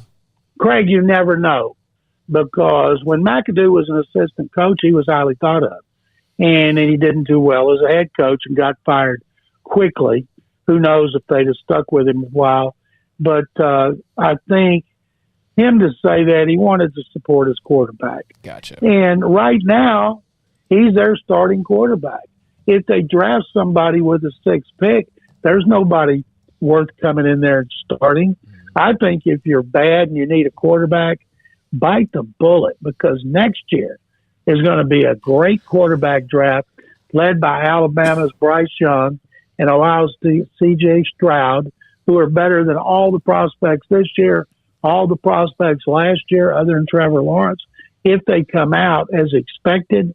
So I think you can't say that, of course, and you're not tanking games, but people can't make you play a certain quarterback. So play Sam Darnold. Don't waste that 6th pick on a quarterback and then turn around next year and need another one and have a chance at one's even better. Problem with the Panthers, of course, is that if they took the quarterback next year that high, Matt Rule's going to be back in college football. Well, that's what I was going to follow up with. Matt Rule, wouldn't he have to convince David Tepper that, look, none of these quarterbacks are really going to help us. We're going to have to put this off for another year? That doesn't mean Tepper thinks that he's the guy. Yeah. I've talked to several media people over there and said Matt's a dead man walking, that they just expect he's going to be fired. He doesn't have a lot of talent. You know, he's the one that wanted to do that expensive deal to get Sam Darnold. And I hope they bounce back. You know, I told people over there, be patient. He turned around Temple. He turned around Baylor. He can turn around Carolina. But the NFL teams just don't have patience.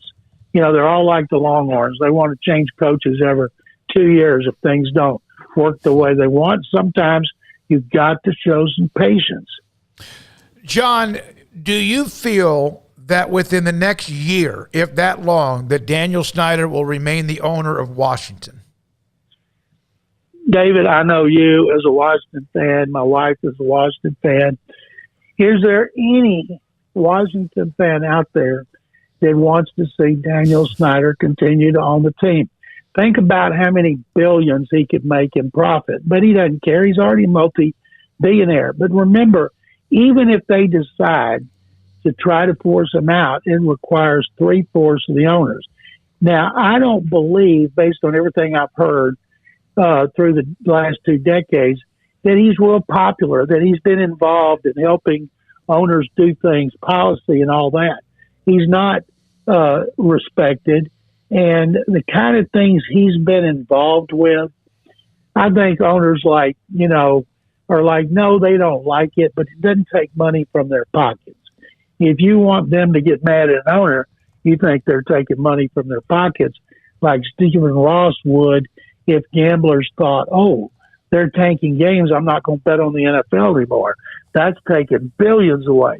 And so if they ever bring it to a vote, I would be surprised if they could not get 3/4. And not only would they get a new owner, they would probably reward that owner with a new stadium. He's let his stadium go from one of the nicest to the worst, with a fan base that's turned its back on him. And the franchise is an embarrassment compared to the way it used to be when it was one of the best and most successful and respected everywhere. So if they force him out, you're going to get a new owner, and then that owner is probably going to get his stadium back down where RFK Stadium was, and they experienced so much success. It's a win-win for everybody, but it's an ugly situation. He filed lawsuits, I'm guessing, depending on what they find in these investigations. Maybe he'll be like Jerry Richardson. I'm going to sell this team before the posse gets me. That franchise, even though they haven't had the kind of history that maybe Dallas or the Steelers or others, is no question one that was incredible. Jack Kent Cook had done a great job with that franchise. John, we appreciate you very much. Can't wait to talk about the draft next week. Guys, thank you very much, and stay calm. Thank you very much. John McClain, Hall of Fame writer, Tuesdays with us. Coming up, Paul Catalina's Top 5, Sikkim 365 Radio, 365 Sports. Baylor University is where lights shine bright. So, let there be light. Let there be roommates and teammates, scholarship and championships.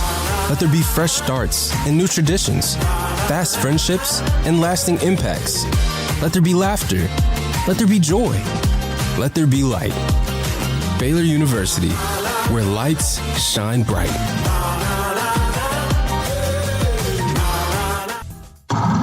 It's plain and simple. Waco Custom Marketplace is the one-stop shop for what you need for tailgating, from charcoal, cold beer, and wine. And, of course, customize your order with brisket, tri-tip, sausage, wings, smoked pork tenderloin, country-style or pork spare ribs, marinated beef and chicken fajita meat, ground beef and chili, meat, hot dogs, and burgers, buns, seasoning, sauces, chips. There's fresh baked bread and kolaches every day, breakfast sausage links. And you can also customize your favorite cut of steaks from select, choice, or prime, bacon wrap fillets, ribeyes, New York strips, sirloin, T-bone, and porterhouse.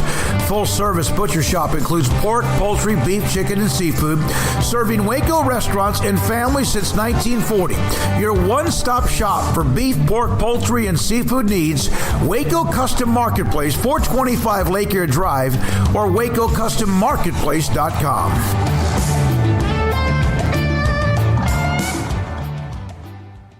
Brad Boozer, Boozer's Jeweler, joins us on Sikkim 365 Radio. I've seen people walk in there. First of all, you have so much to show, whether necklaces, bracelets, rings. You have the watches. You have numerous great watches as well. You really have pretty much everything, don't you, when it comes to jewelry? That's correct. Kind of a one-stop shop and all. And the fact that we have the 2 jewelers on staff, the repairs we can do, the fixing of your jewelry, and the remaking of any jewelry has really set us apart from anybody else. You want to know why they're successful? Brad Boozer, the owner of Boozer's Jewelers on the corner of Valley Mills and Lake Air in Waco. With so many companies and policies out there, it gets so confusing shopping for insurance, and I never know if I'm getting the policy that's right for me. Luckily, I met the team at the Niche Group Insurance Agency. With the Niche Group, you can go to one company and get access to coverage options from many insurance carriers, and you get to speak to a real person about your specific coverage needs. With the Niche Group, I know I'm getting the right coverage at the right price. If you need insurance, talk to the experts at the Niche Group at 1-800-258-8302. One size fits all. That may be all right for an adjustable belt or cheap sunglasses, but when it comes to your financial needs, no one wants a one-size-fits-all strategy. Ben Erlinson, your Edward Jones financial advisor, knows that his most important goals are yours. That's why he takes the time to understand your needs, knowing you. That's how Edward Jones makes sense of investing. Ben Erlinson, 100 North 6th Street in Waco, 254-759-8533. Edward Jones, member SIPC. Welcome back to Sikkim 365 Radio. This is Paul Catalina's Top 5 at 5:55, presented by Champion Salon and Barber. To book your appointment, go to championsalonandbarber.com. Welcome back. Top 5 QB battles that will continue into fall camp. USFL? In college football. In college football, yeah. Number 5, Clemson, between Cade Klubnik and DJ Uiagalelei. This one's going to go down to the wire, and you would think that maybe Cade Klubnik would have to sit a year, but after spring, this one's going to keep going. I think I would not be surprised to see if Clemson's offense struggles early, and not loses games, but if they have the kind of offensive output they had early last year, that Dabo will pull the trigger and go to Cade Klubnik, because what does he have to lose? I mean, they're 9-3 last year. That's below their standard, and they feel like their offensive line has improved. If quarterback is the thing holding them back, Cade will maybe take if that job. The offensive line has improved, he'll be better. But if you look, and I know spring numbers are a little weird, but Cade was much more efficient in the spring, so just something to watch. And again, It's hard to put any weight on spring numbers because, it's kind of like spring training. Like, okay, this guy threw all sliders for his 3 innings. It's a little bit of a different thing.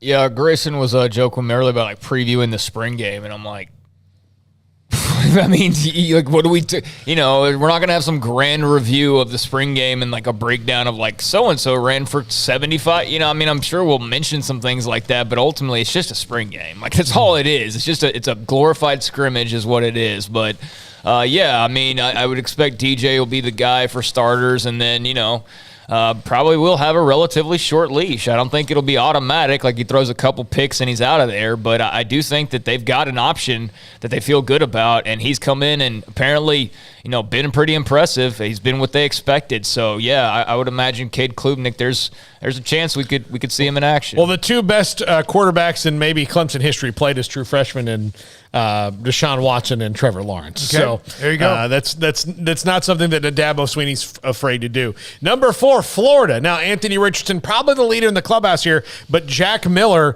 the Ohio State transfer, Billy Napier's not. I don't think he's ready to say Anthony Richardson's the guy. And Richardson made some really good plays last year, but like Emory Jones, he turned the ball over a lot. He got injured dancing in a hotel, so there's some maybe maturity issues going on. Not saying we did maturity issues, but, leadership issues that you weren't quarterback to do. So you better be a badass if you have leadership issues. If you're going to be a quarterback at a school, whether it's Florida or UAB, you have to have You have to be a just alpha dog to not, and then you should be a leader just based on that. I mean, he is a rushing touchdown waiting to happen. Right. But we don't know what, the expectations are from Billy Napier and this offense and what they'll do there. So that's an interesting one down in Gainesville as well. Has Emory Jones landed anywhere? I know he hadn't been in there long. Yeah, not yet. So. Okay, and I know they had another quarterback announced his transfer today, Carlos Del Rio Wilson. So, yeah, I mean, not that he was, these two, but, just noting that. Yeah. Number 3, Auburn, which is Zach Calzada and a cast of thousands. They've got, but I mean, it's probably Zach Calzada's going to win this, but Finley, they've got a lot of guys in this one. This one's going to go, I would say, probably right down to the wire, and they've got a head coaching situation there that's not the best. Yeah, it's gotten better, but you're right. If they get off to a versus nearly being out of there after a year, gotten better is like, oh, you were dead. Well, I'm breathing now. That's better. Yeah. But I'm just glad he survived all that crap. But that's not about the quarterback. But he sure could help if Calzada does pretty well. Calzada played pretty well. Well, he beat Alabama, so that should make him. He's got a little toughness to him, a little of that swagger. Not like a. He's got something to him, blanket his neck. Well, he's also probably a guy who could throw a 95-mile-an-hour fastball without much effort, but you don't know where it's going to go all the time. No, you don't. Yeah, just interesting that Demetrius Davis committed to Alabama State yesterday, former Auburn quarterback and North Shore high school star here in Texas, state champion and all that.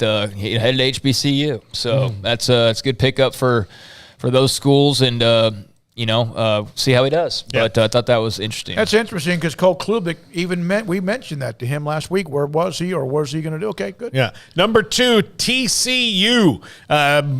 Sonny Dykes, when asked about this today, said he feels that he's got the starters in the room, and he maybe even have 2 starters in the room, of course, with Chandler Morris and with, why am I blanking on the other guy? I just blanked on his name. It's out of my head. This is what happens when you age. The guy who can run. Max. Max Duggan? Max Duggan. Thank you.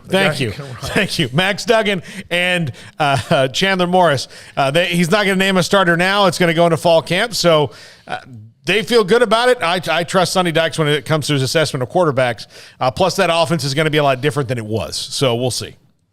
Yeah, I mean, it's going to be pretty different. Yeah, I mean, Gary and them, my good old buddy GP, they relied on defense. Obviously, there was a time when they had pretty explosive offense. That has not been the case the last couple of years at best. But, I thought a lot of Chandler Morris in that game he had against Baylor. But I think we also realized that was a total just out-of-nowhere weird day. Because he didn't replicate that the rest of the season. No. And they didn't replicate that defense the rest of the season either. That was just a bizarre football game, and I still don't even know how you really explain that showing that they had. And if not for that, they might have been in the playoff. Well, it's one of the most ridiculously efficient and just well-played games I've ever seen from a quarterback on a one-day thing. He was fantastic. Yeah, but he was never like that after that. Well, I mean, he was insanely good that day, Yeah, sometimes on opening day or your first time out, you go out and you're locked in, and then everybody kind of figures film out. on you. Yeah, and they get film on you. So yeah, I mean that. I don't know who has the edge there or not. I mean, Duggan's obviously got a bit more experience at this point, but I'm very intrigued. And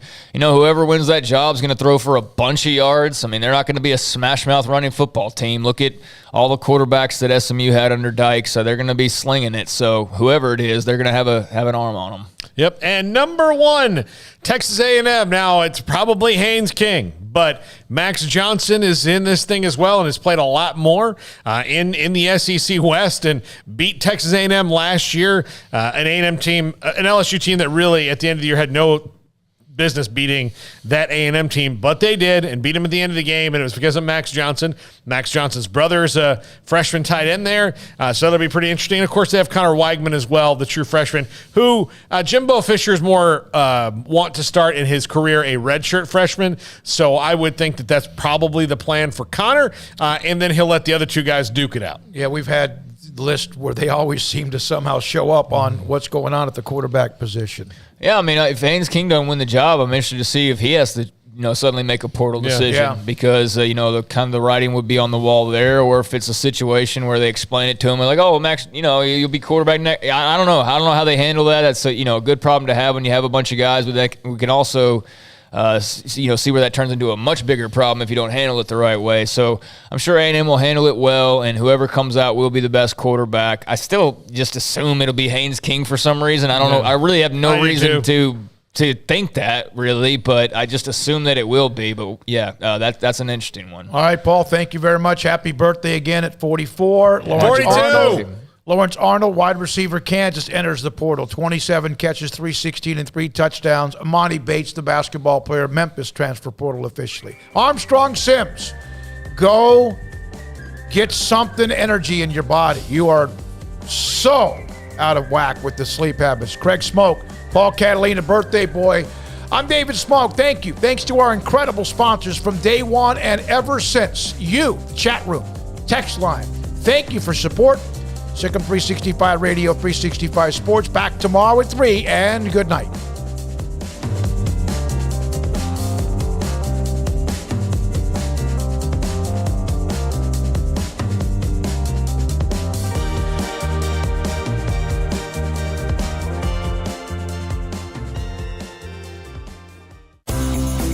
Ideal MRI is a small family business right here in Central Texas. We're open to support you while lowering the cost of healthcare bills. When you need an MRI, ask your doctor for an Ideal MRI. Visit us at idealmri.com or call us at 833-IDEAL-MRI.